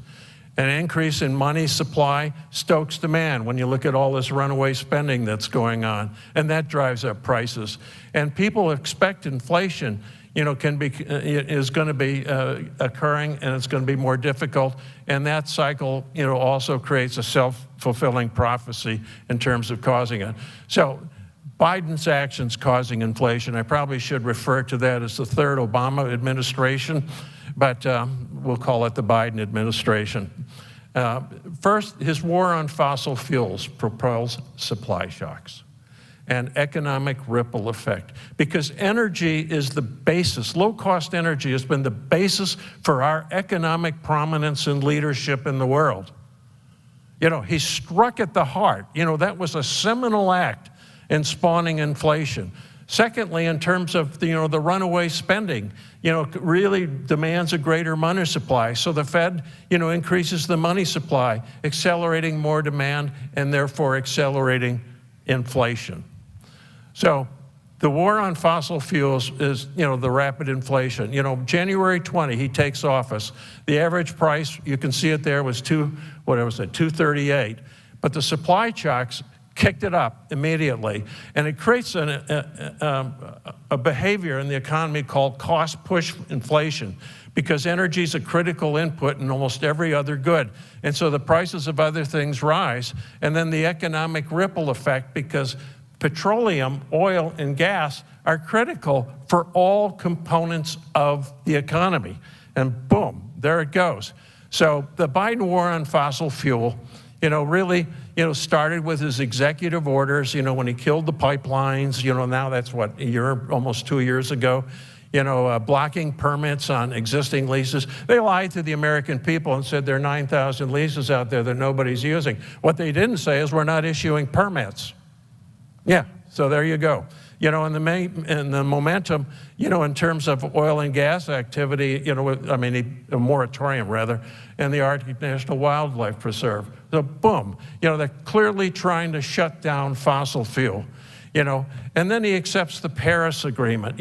These international environmental agreements are really intended, the story behind the story on that is to squash U.S. competitiveness. It's from the left, from the boys in Davos and that kind of thing. It's intended to increase our costs so that we become less competitive, in the world market. And so the economic ripple effect begins, energy goes up, fossil fuel prices increase, and it increases the food, manufacturing, and residential energy. For example, and then you go through this chronology here. In terms of which you can see, proposes increased taxes on oil, calls on OPEC to increase production, therefore reduce U.S. production. There's no relaxation in this. November 10, inflation reaches a 30 high, and ultimately in March, the national average for a gallon of gas is $4.33. And the runaway spending is the evil twin, in this whole thing. $6.5 trillion in fiscal year 22, and a national public debt exceeding $31 trillion. In fact, exceeding GDP. That's awful. It cheapens the value of the dollar. Think of Venezuela, as a metaphor in this. So Milton Friedman, great man. It's always there and everywhere. A monetary phenomenon. And so what's happened here in terms of the spending, increasing the money supply, essentially is a push to put more money and more dollars out in the economy. The Fed loosens up the monetary standards, and boom, you have this runaway inflation. So look at the current results. Gasoline prices are 76.13% higher from BLS, Bureau of Labor Statistics. Gas experienced an inflation rate of 33.84, fuel prices, et cetera, et cetera, et cetera. So you can see how those all go up. And so then we're looking ahead in 2023. So the elderly and poor, watch out. In terms of, a recession is being forecasted for 2023. The Fed is trying to squeeze down by raising interest rates some more. Many people disagree with that. We're going to have a tough year going forward. And those that are in the middle class and the lower income strata and fixed income are going to face a larger squeeze. Those that are more wealthy can complain about it, but nonetheless, those in those economic strata are really going to be hurt. And Biden refuses to take any real responsibility for that. So here, look at the average income levels in, how am I doing time-wise? Am I good? Okay. The average income, you can see these here, the median income and average annual expenses for adults. But the monthly Social Security benefit averages $1,681, and it's going to rise to $1,827. This is Bureau of Census numbers. This is where we get into it. Now, retired income sources, usually involve your financial assets, you sold a home, your stocks, your investment, a pension, if you have one, unless you work for Enron. Social Security, since inception has become an increasingly important part of retirement income, and many in continuing employee are continuing to work forward on that. And by the way, we're trying to remove the penalty for people working and receiving Social Security as one of our many initiatives. Now, when you look at the median income again, in the age of the household, 65 to 69, you can see those numbers there, 50,000, and then households age 75 and above, 34. So, and then how many seniors rely on Social Security for most of their income? Now 9 out of 10, 65 and older, receive it or are going to receive it by the time they're age 70. But among elderly beneficiaries and 21% of married couples, 90% or more rely on their income from Social Security. So here we go.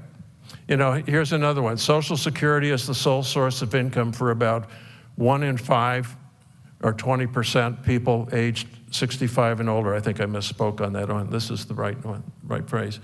And that's a lot. That's a lot of people, overall, Social Security, keeps 22 million people out of poverty. So when you look at their other retirement income plus Social Security, they still are able to stay above the poverty line, but barely. So let's look at what national poverty levels are. For a family of 2, it's $18,000. For a family of 3, let's say grandchildren are living with you or something like that, it's these numbers here. So anyway, so how much does Social Security ultimately pay on an average basis? And going back to the earlier chart, you can see these numbers here, and so it's pretty modest, when you look at and how close it is to the national poverty level. So, and what's happened, in terms of the increase in the cost of living and the COLAs this last year and this year going forward, it still falls short by 46% in terms of what the rate of inflation is. And it's strange to hear this president claim success for increasing people's COLA. The reason people's COLA was increased because he increased inflation, really. I think that's important to look beneath the rhetoric, because what is happening there is they are penalizing those, in terms of in terms of, retirement income. And then he's done this woke attack. In this morning session, they talked about the SEC, and then there's in terms of requiring, retirement funds and savings, retirement savings plans to invest, more in woke kinds of investments rather than in a move away from the primary reason is to return a fiduciary, return, to investors. So they're changing all that. With ESG funds, certainly, they perform very, very poorly, in financial terms. And that's a major, major issue that was addressed this morning and really needs to be addressed. And we're certainly going to address it too. And what's good about this is Congress is stepping in to do this. So let me get down into, in terms of where we are. Biden's been disastrous for retirement investments. 401k balances plummeted 23%, some cases 40%, depending on who you talk to. So let's look at the buying power. And this is the punchline. So if you're at those middle incomes and lower income levels, that dollar you get is actually 42% less in value in terms of your buying power, which really puts you effectively back, to those numbers in the right column. From 53,951 of house median income, it actually effectively reduces it to 31,500 and some dollars. And then you go on down the line there. And that's what they have done. And it lies squarely with them. And it started, with the executive orders on energy and the spiraling of that, and it's directly affected investment by the oil and gas industry, because who wants to invest if they're trying to shut you down, and the politics of it is going to squeeze you even tighter. So here, look at the buying power here, in terms of those at the federal poverty level. You see those numbers on the left, that's the poverty level. But look what happens. Look what happens in terms of the reduction of those in the poverty level area. It is disastrous for them. And we have so many families, that are struggling, with that kind of thing. And so when I hear this administration and this president, talk about his commitment to the American people, that's nonsense. This is a Davos-styled administration. Their objective essentially, we fought their efforts to federalize state election laws and all of that. Their objective is to create a single-party oligarchy, federally strong, and suppress the states. That's the strategy. And they have lots of useful idiots running around in terms of the media, in terms of these causes, who are being absolutely duped. And I think we got into a little bit of that this morning. And certainly, the environmental issues that they are raising are absolutely false in terms of that. And we got a good taste of that tomorrow. So it's a big ruse. It's a question of, let's select those who should rule, and let's pick the winners and losers. And so it's sort of a wake up America time. And and here in this very granular example in terms of what happens, in terms of the seniors and the safety net, look at the holes that they're poking in this. Increasing Medicare premiums, shrinking pensions, inflation, energy costs, crashing 401ks. So in summary, seniors live on fixed incomes, a combination of retirement savings, and those are being squashed due to the actions by, the third Obama administration, also known as the Biden administration. And it's got to be addressed, certainly in the Congress and that, and hopefully they're going to be tough. So, our CEO, AMAC CEO, Rebecca Weber, testified. And the closing line on this is, I think, very significant. It is not hyperbole to say the damage done to seniors' longevity, prosperity, and legacy by the Biden administration is the worst in the last 50 years. And that is our testimony. And so I would say to you, and I hope you all join AMAC if you're not members, and it's 50 plus, but actually it's 40 plus. So, and it's expensive, $16 a year, but we'll finance it for $1.25. So thank you very much.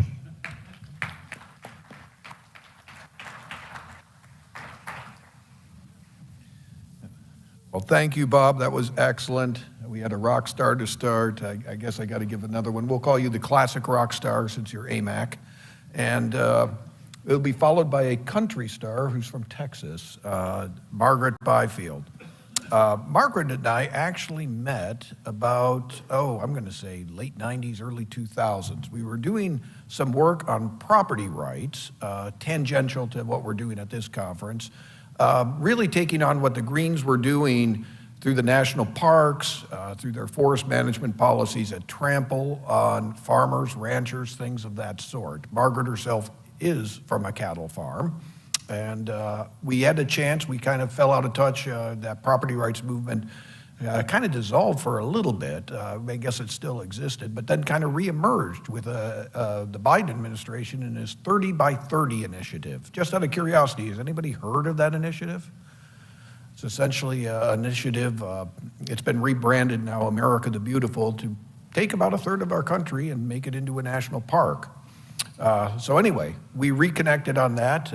Very oddly, I had aged my 20 years. Margaret has not. I look at her now, and my wife and I were having lunch with her, and I was kind of going, "What's her secret?" And she eats lots of red meat. I said, "That's good." So even her diet is not climate friendly. Yeah, there you go. Well, Margaret Byfield serves as the executive director of the Americans Stewards for Liberty and is a natural resource policy expert with over 30 years experience.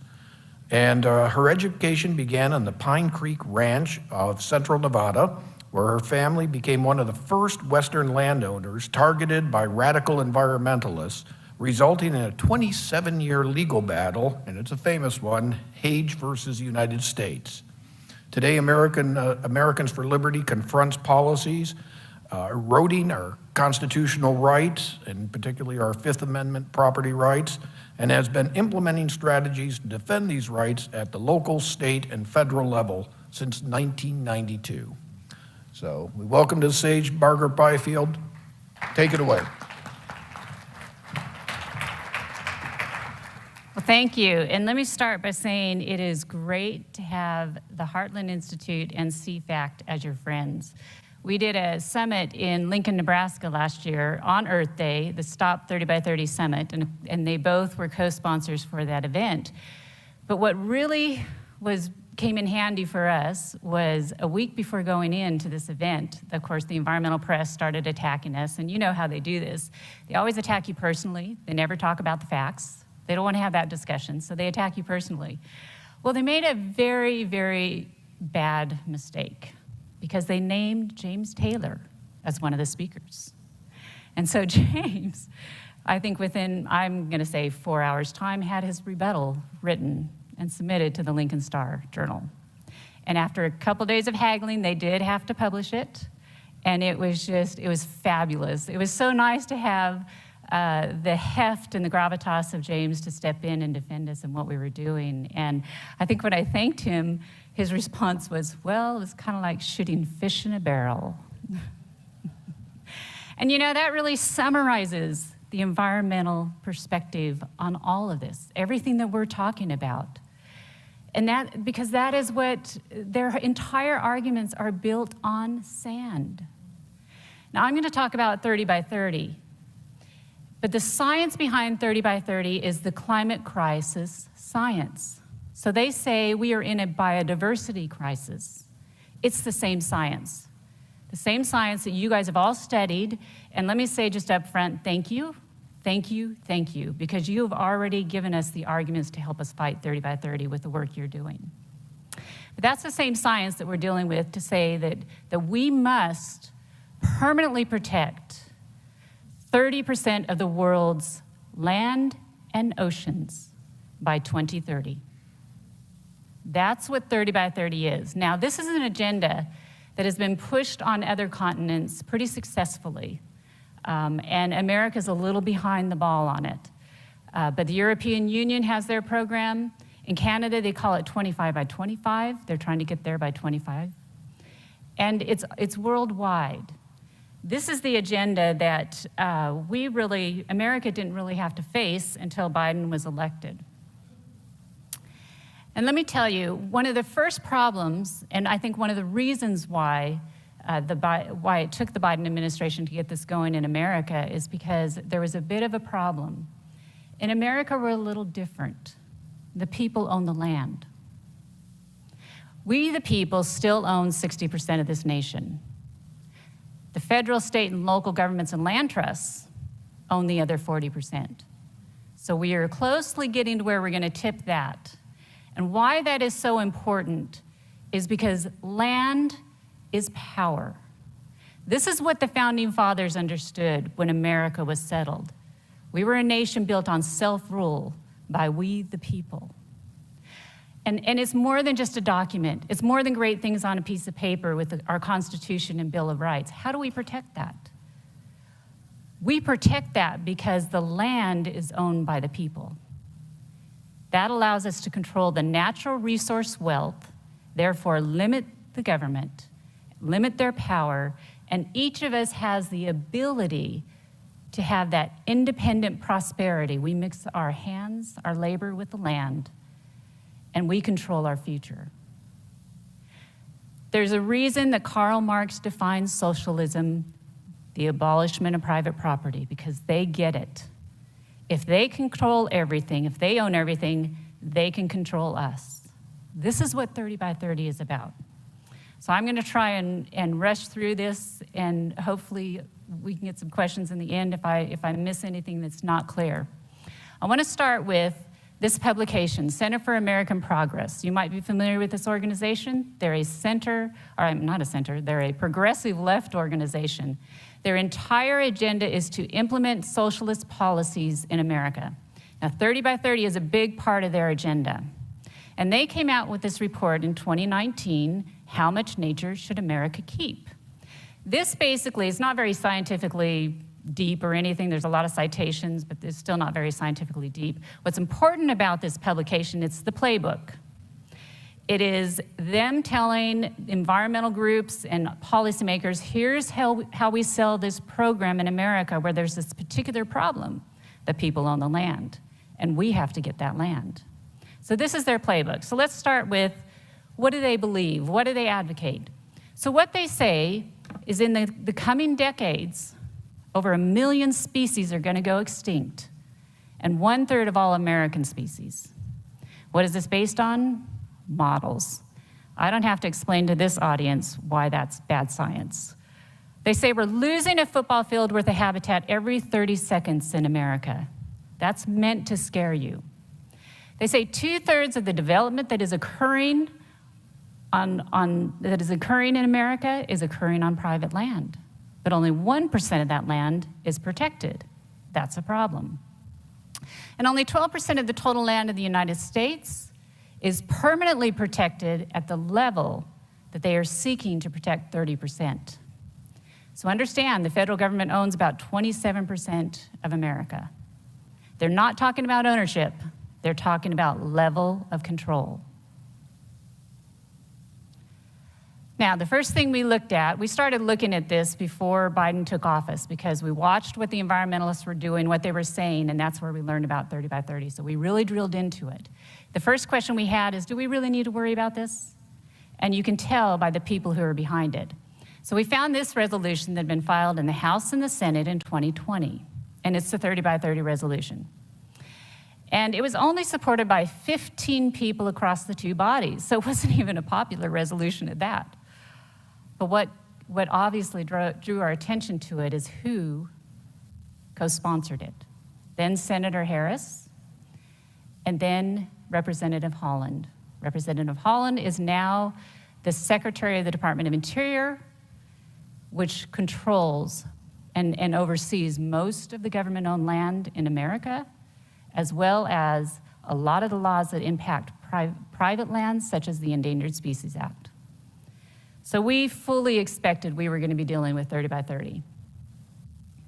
Now, 30 by 30 was initiated on January 27th, 2021 in the Climate Crisis Executive Order. You guys will know this and remember this. 57-page long executive order. 2 paragraphs are devoted to 30 by 30, and if you didn't know what 30 by 30 was, you'd skip over this and get to the really meaty stuff. And what he says is that they are going to achieve the goal of conserving at least 30% of our lands and waters by 2030. Now, when we read this, of course, we knew what it meant because we'd been studying it. But even we wanted confirmation that what we knew as 30 by 30 is what they were going to be trying to implement. And we got it. That same day, Department of Interior issued their fact sheet explaining what they would be doing to implement this climate crisis executive order. And the section devoted to 30 by 30, you'll be familiar with the language. They say we're losing a football field worth of habitat every 30 seconds in America. That we're going to lose a third of the US species if we don't do this. And that only 12% of the land in America is currently permanently protected. So we knew exactly what they were doing. This was 30 by 30 as we had understood. So let's drill down into this. Let's get some facts. What is the 12%? They say 12% is permanently protected. Well, this comes from the USGS gap analysis. And the 12% is made up of our national parks, wilderness areas, conservation easements on private lands in perpetuity. That's how they get to the private lands, one of the ways. State parks, national wildlife refuges, national monuments, and some other restricted areas. The definition for what can be conserved, what qualifies, is for an area of land or ocean to be counted as protected. It must be permanently protected in natural condition, and extractive uses must be limited or prohibited. This is land that we, the people, don't use. Here's a map. This is where all of that protected land currently is. This is the gap analysis map. The 2 dark green areas are gap 1 and gap 2. That makes up the 12%.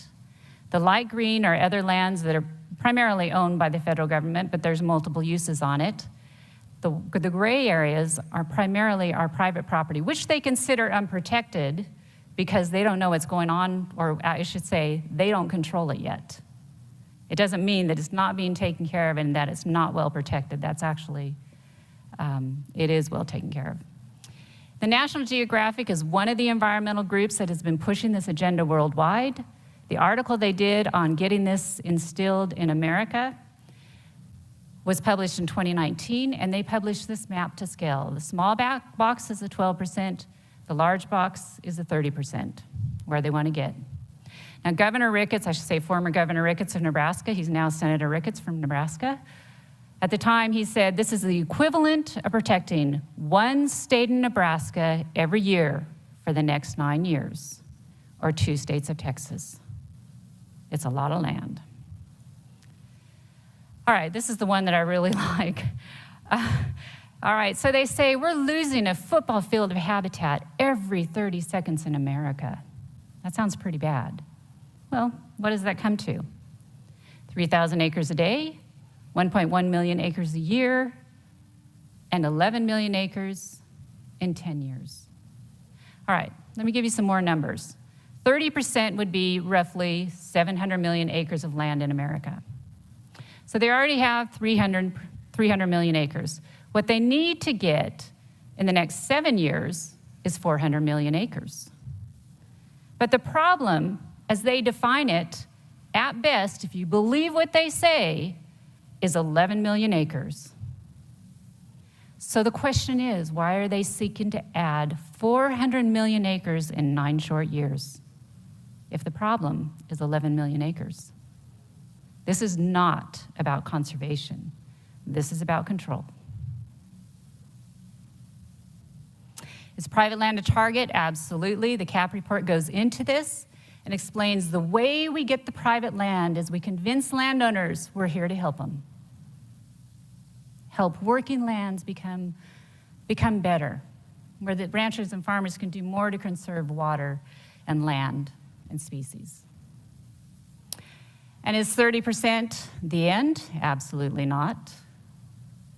What this group is really pushing is the half-Earth philosophy, which you may or may not be familiar with. It was really pioneered by E.O. Wilson, a conservation biologist, who believed that half the Earth must be permanently protected in order to save humanity.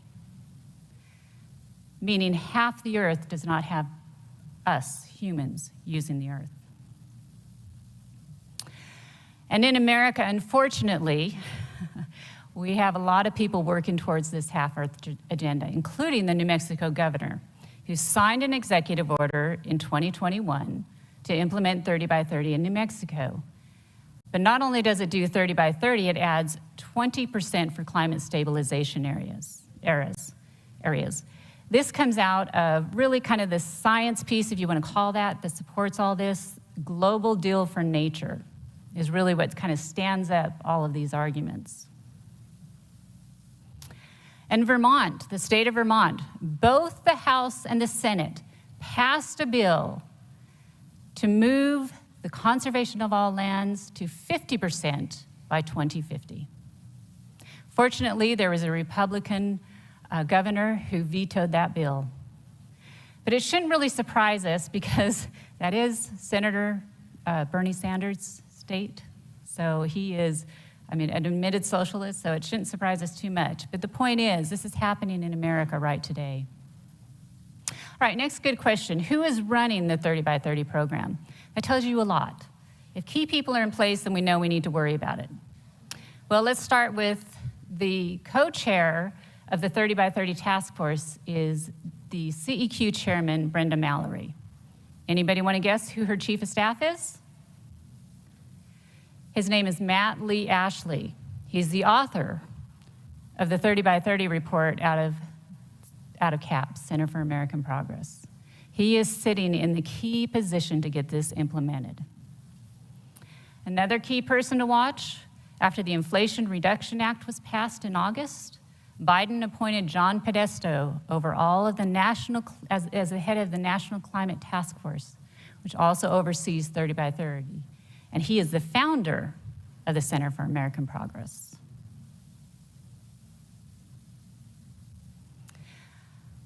So how is it being implemented today? Let me go over just a few quick things on how they're getting this done. The first is they're using the existing laws to implement this agenda. Key to understand about 30 by 30. In America, there is no congressional or constitutional authority for this agenda. It's done by government fiat. That's my time. Thank you. It's done by government fiat. So they have to use existing laws. And what they're really doing is they're taking our natural resource laws and they're changing the goal. So they have a lot of regulatory power and they're just basically changing the way they use that to get to the 30% goal. They're funding federal land acquisitions. They're really encouraging the enrollment in the conservation programs. They are handing money out to landowners and enticing them to get under the conservation programs like we have never seen before, increasing the price per acre that they pay to get landowners to set aside acres like in the Conservation Reserve Program for 10 years. They are outpricing and competing with the working landowner as they do this. And the importance of this is it creates, when you attach federal funding to private land, it creates a federal nexus. And there's a number of laws that come into play that give them a regulatory tool to start restricting that land. That's the danger of it. That's why they're pushing it. They're granting a ton of money to the NGOs, the land trusts, the Nature Conservancy, Ducks Unlimited. All of the land trusts are basically feeding at the trough right now because the administration is giving them tons of money. And their job is to go out and get the conservation easements put all over the private property. And wildlife corridors is another good one. Now let me give you an example of how this is being pushed in the West. After the Inflation Reduction Act was passed, the environmental community launched their campaign for the West on really how they see this playing out. It's called Rewilding the American West. It was first published in Bioscience to give it the color of being a scientific position. Then picked up by Outside Magazine, and then of course, pushed by the World Economic Forum. So you know that this is being pushed internationally. Now, what they're planning to do, the agenda, the purpose of this program, and right now it's just the environmental program, it's what they're pushing, is they want to create 11 districts across the federal lands in the West, 5,000 kilometers for each district that's going to be set aside. Where they're not connected, then they want to purchase the private land in between those and get the conservation easements on the private lands where they can to create corridors that go from Canada to Mexico for the wolf and the beaver. So they're going after the land and the water. This is their agenda, and if any of you guys have seen the Wildlands project that came out 30 years ago, this is basically a reincarnation of that philosophy. First that goes in these areas is livestock grazing, then mineral extraction, and then hunting and recreation, because they are eliminating all off-road vehicles. Now you look at that map, that's most of the West. Tell me how many people are going to go in and access that on foot. This is meant to make this part of the world with no humans. The other thing that happened, which we're going to be seeing a lot more of, is the Bureau of Land Management made the largest purchase of private land acres in the state of Wyoming last year, 35,000 acres. Now here's the kicker. Neither the governor nor the county commissioners knew it was even happening until the press release went out. This is what they can be doing in every community right now, and we wouldn't even know about it. All right, I'm going to step back a little bit. In the beginning, I told you that this is an international agenda and that they're much further in other countries than ours. Okay. In the European Union, they adopted what's known as Natura 2000. Now, what's interesting is when you compare the language to Natura 2000 to 30 by 30 in America, it's the same thing. It's here to help working landowners do more with their land. But now where we are in Natura 2000, after years of this being implemented, is the Dutch minister has determined that 2,000 to 3,000 landowners are going to have to voluntarily sell their land to the government to free up nitrogen credits, because they want to put in wind and solar, and that takes nitrogen credits to put that in, and agriculture is taking too much of that. So they need the farmers and ranchers to voluntarily sell. And if they don't, then she says it's with pain in my heart that we will have to enter into discussions with a targeted group in which mandatory instruments will be used if necessary. This is what's coming to America with 30 by 30. They're just ahead of us, so we really have to stop it here. One more thing? Okay. I want to get to one more thing very quickly. I think it's really important. So in Canada, last December, they signed the 30 by 30 agreement, international agreement on 30 by 30. Now, let me just tell you what's in this. We knew that this was coming, but it's really a very interesting document. First off, it advances the worship of Mother Earth. Mother Earth, I think, is referred to in this document, I think 8 times is how many times I counted it. It's the only religion that is written up to be protected in this document. This is the worship of the creation, not the creator. It says that nature needs to have equal rights with humans. Requires urgent transformative action. And of course, it needs a lot of money to implement this, which is what they've all agreed to. Now, all the nations that adopted the 1992 Biodiversity Treaty signed this. The United States, the Biden administration was pushing this deal and was behind the scenes, actually and very out front, pushing this agreement. However, they didn't sign it. The United States did not sign this. And there's a reason why. Because in 1992, there were some colleagues of ours who were watching the Biodiversity Treaty and were able to expose that what they were really after was the Wildlands Project, the map that came out that showed that the true agenda was to push all the population into core population zones and rewild the rest of North America. And fortunately, these colleagues were able to get, very strategically, to get these maps in the right senator's hands, who went to the floor and said, this is what they're planning to do.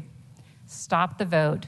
The treaty was never adopted in America, and therefore, the United States could not sign this treaty.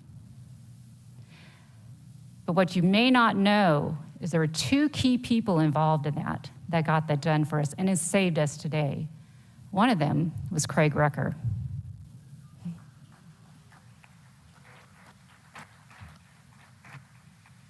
So I guess the point of telling you that is all the work that you're doing today. I know it seems frustrating because you feel like sometimes you're just fighting against, sometimes it feels like you're spitting in the wind. But you don't know how powerful what you're doing today is, and how 30 years later you could be saving us from something that could be very bad. Remember, truth is a sword. It's piercing, and it can cut through propaganda very, very well. So keep doing what you're doing. Thank you.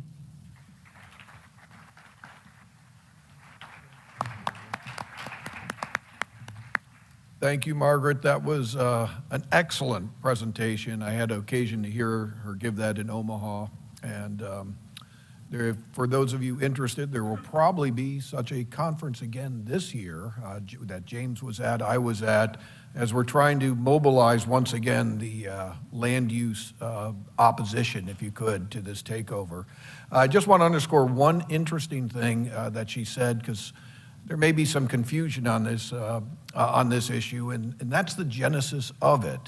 For those of us who are old enough, this all came out of big year was 1992, called the UN Earth Summit, put on by something called the UN Conference on Environment Development, UNCED.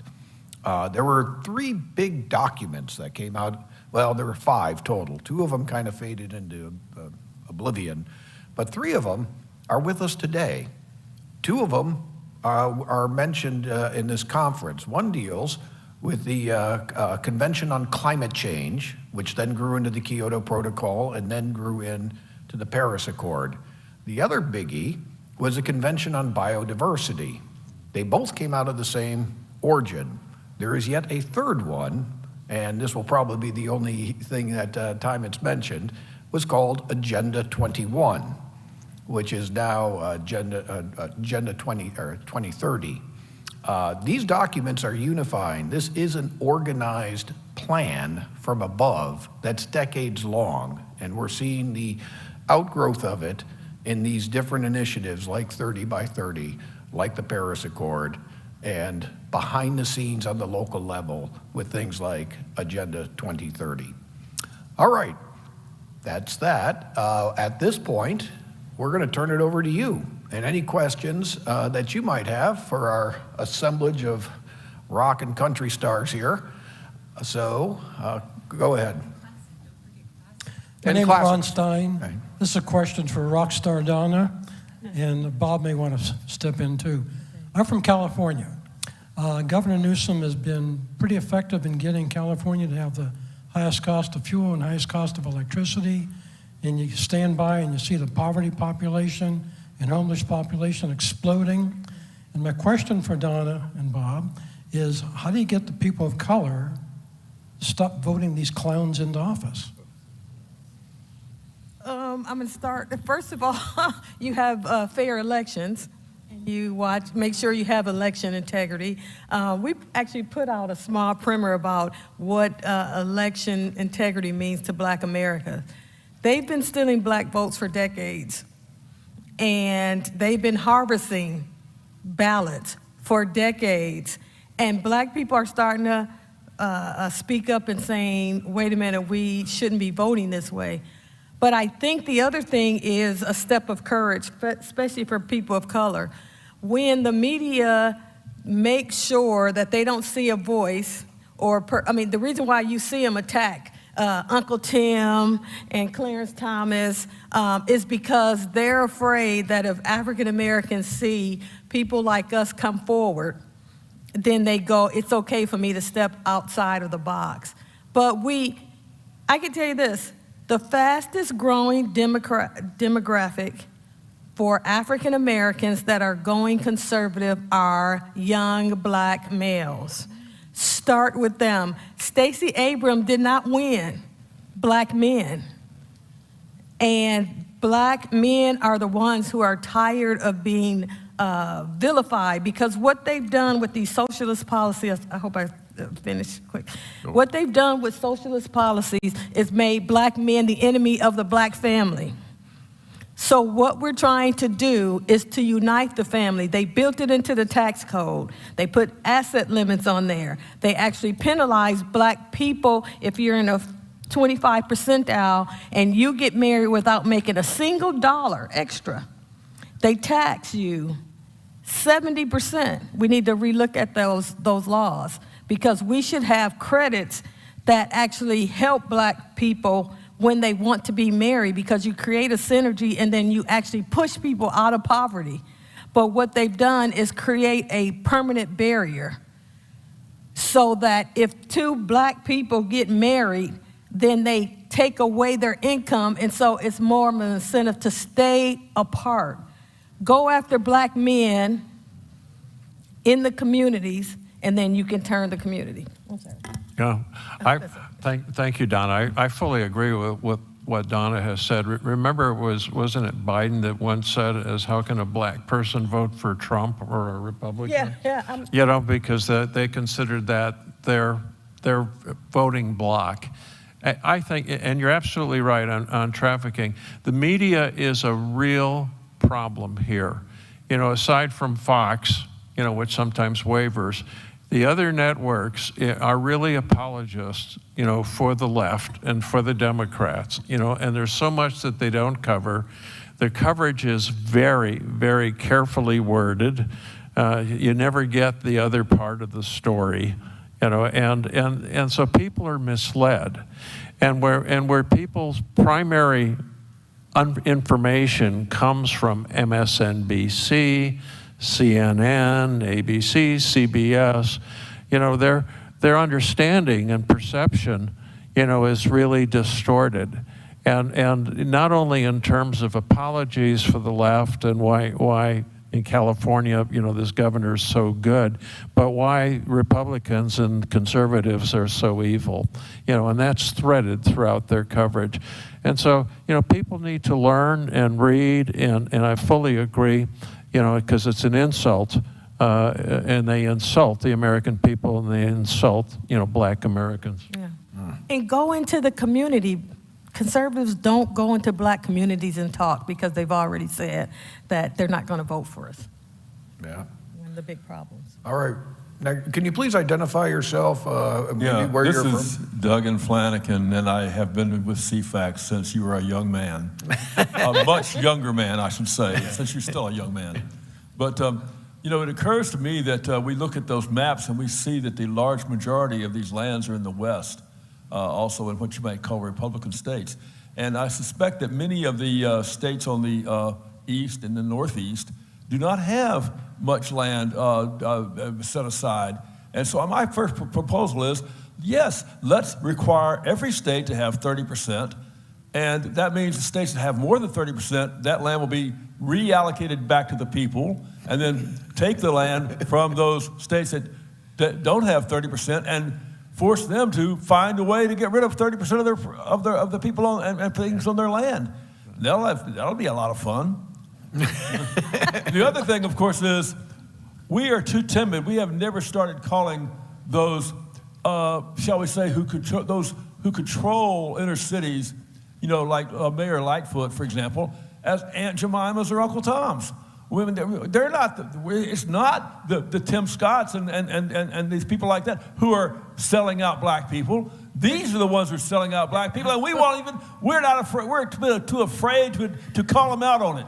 We haven't called them out on it, and we need to do it because we need to start calling them the things that they really are and stop letting them call our people who are honest and decent and helping black people emerge out of poverty the nasty names. I mean, Winsome Sears is not Aunt Jemima. Joy Behar, Whoopi Goldberg, baby. I agree with you on that one.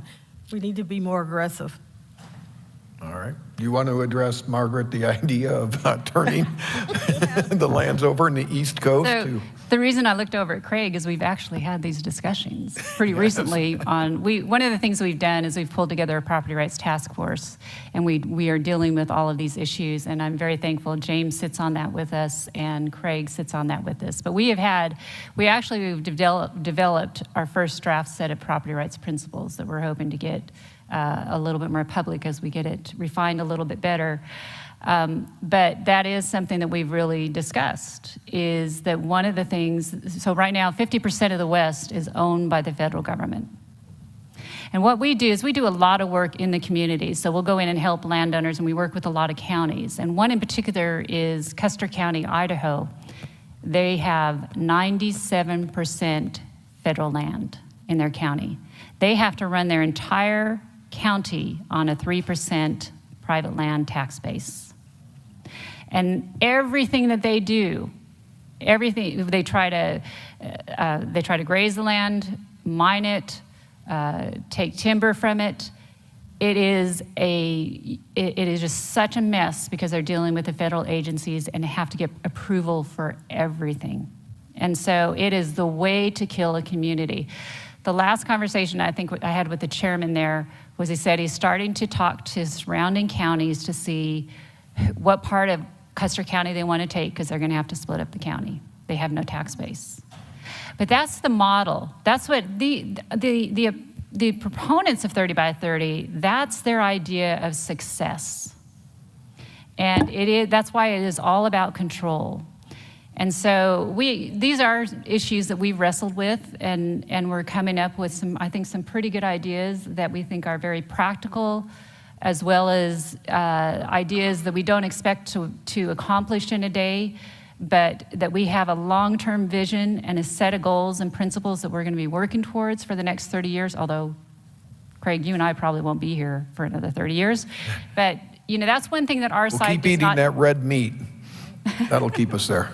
But that's one thing our side doesn't do very well. We set agendas for 2 years, and then we get our guy in office, and then we go back and we do what we like to do, what our real life is. But that's one of the things we're trying to change with this Property Rights Task Force, is set out that kind of an agenda that we can work towards for the next 30 years. All right. Oh, that's right. One big point. Friends of mine in Utah tell me a sore spot with them is that when the state of Utah was admitted to the union, there was a provision in that would return the federal land to the state for a resolution in that. And one other thought on that. Years ago, I got to work with Phil Gramm on his very brief presidential campaign, but Phil's point was, why does the federal government need all that land anyway? Why not put it back into the economy? Let me say one more thing, Craig. Do you mind? Yeah, by all means. So if you really want to understand what happened to the West, why the East is privately owned, and why the West became federalized, which is really socialized land use, if you go to our website, americanstewards.us, we did an article that we published not too long ago called Climate Crisis Robber Barons. And that gives you a brief history of how the West became federalized. And it had all to do with the robber barons of the industrial age backing the conservation movement at that time to cause the withdrawal of those lands so that those states didn't come in on equal footing, and the federal government retained that land, which it was never supposed to be in America, and it was the robber barons. And what we're seeing happen right today on 30 by 30 and all these issues is we just have a new crop of climate crisis robber barons, is really what they're doing. They're using the climate crisis as their excuse to push people off the land. All right. Do we have another question? Go ahead. Bill Balgord from Middleton, Wisconsin. And I would just like to register a plate, whenever I hear over the radio or TV or so on about consumer inflation, that strikes me, much of it, as being really lowball. It doesn't begin to represent what we see in the supermarkets and so on. Case number one, the price of a dozen eggs. I've heard them say that it's about 30% up year over year. Try $5, $6, $7, $8 a dozen, and you'll be much closer to the reality of it. Is it not? I think the Labor Department that handles this. Is that correct? Yeah, it's the Labor Department, and also, Bloomberg came out with that too, and I agree with you. I think that percent is really low. I agree with you fully. I almost took it out. And the terrible thing is, it's really a regressive tax against middle and low income people because they have a disproportionate impact on their income. They pay the biggest brunt of their income. And it's just a way to make sure that you push people into poverty just like everything else. And if I can amplify one of Donna's earlier points in terms of the lost jobs and the regulation, regulations are a tax. Yes. They're a tax that are imposed by unelected bureaucrats.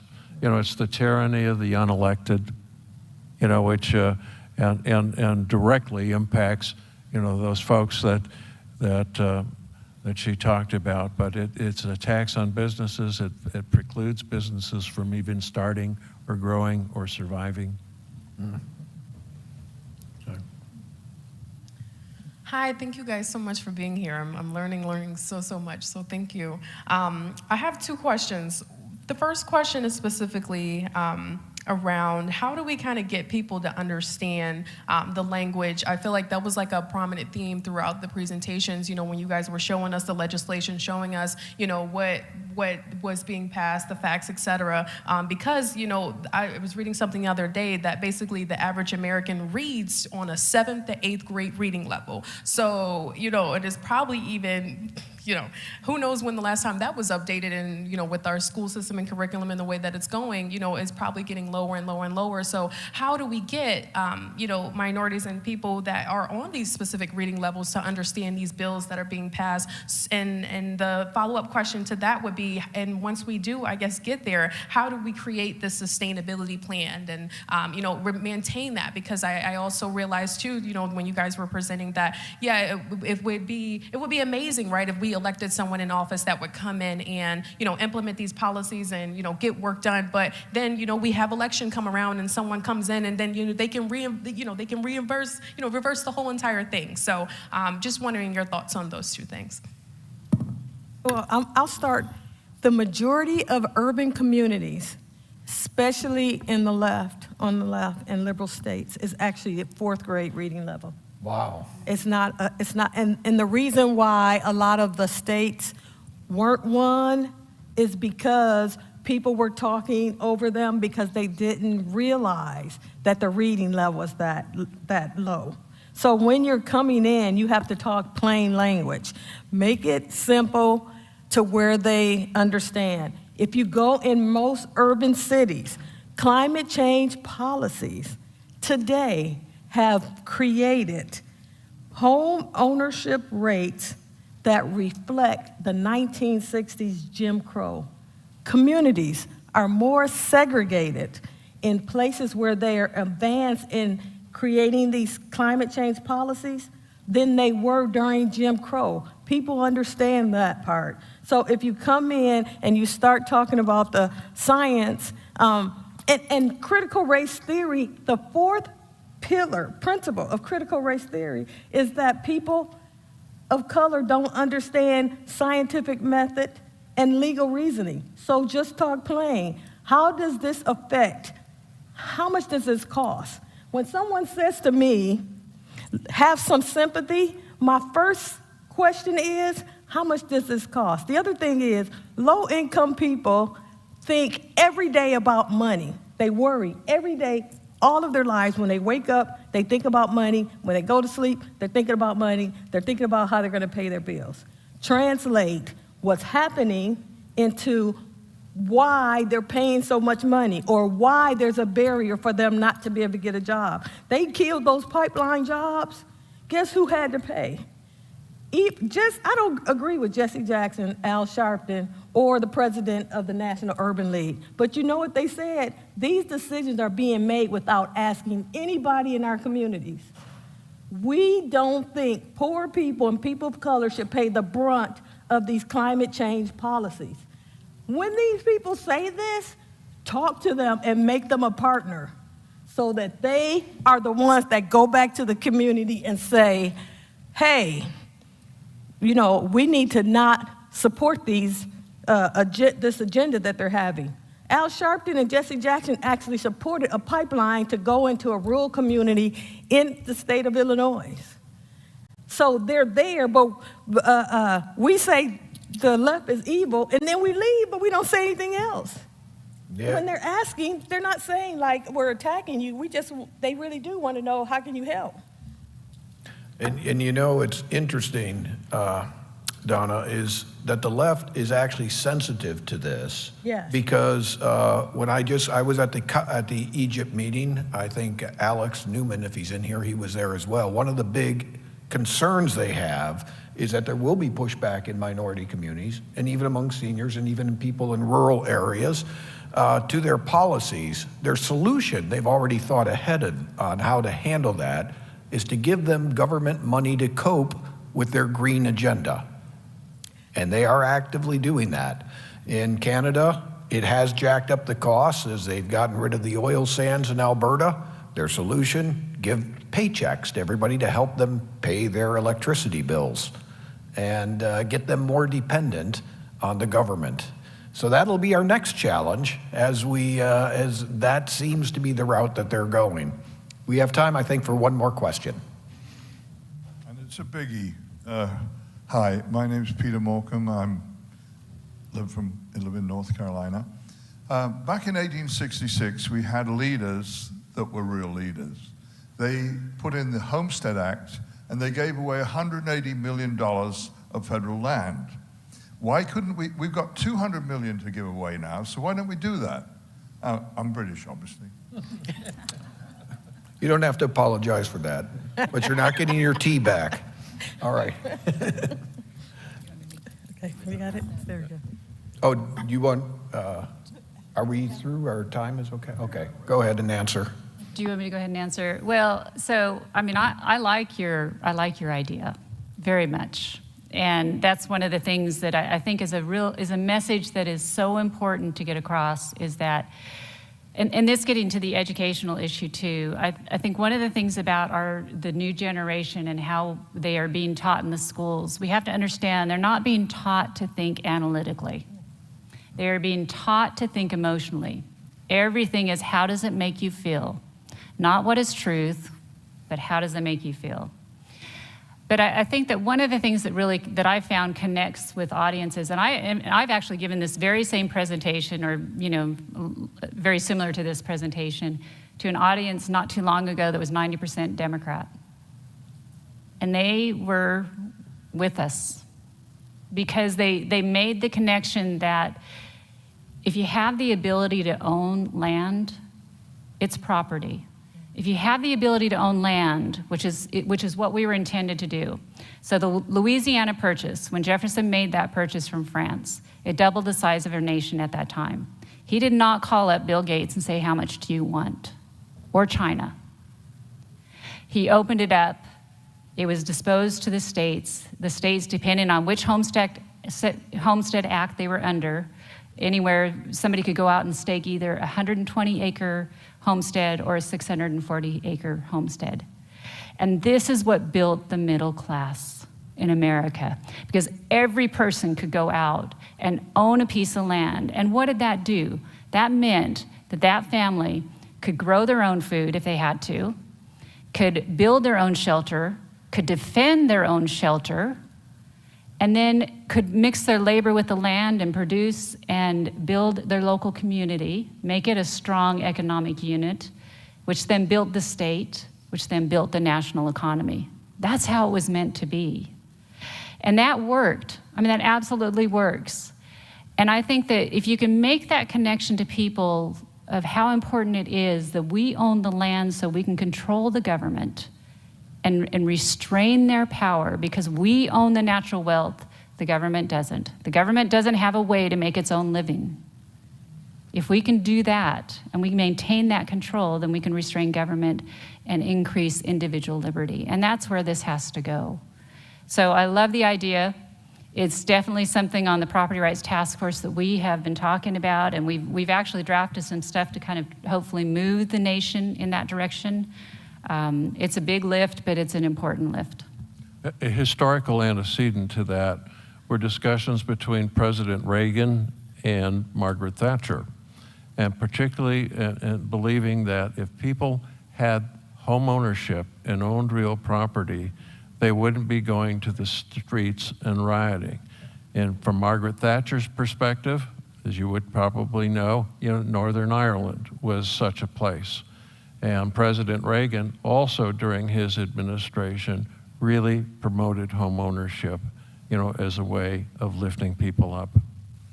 I was going to say one thing. If you want to turn minorities off for universal income, tell them that they're paying you not to own land. They're paying you not to be able to own your own property, because that's always a restriction. I'm sorry we're going to have to end our session here, but let's give a round of applause to our rock stars. You can hold up your lighters if you want, but they're not doing any curtain calls here. So thank you for coming, and enjoy the rest of the conference.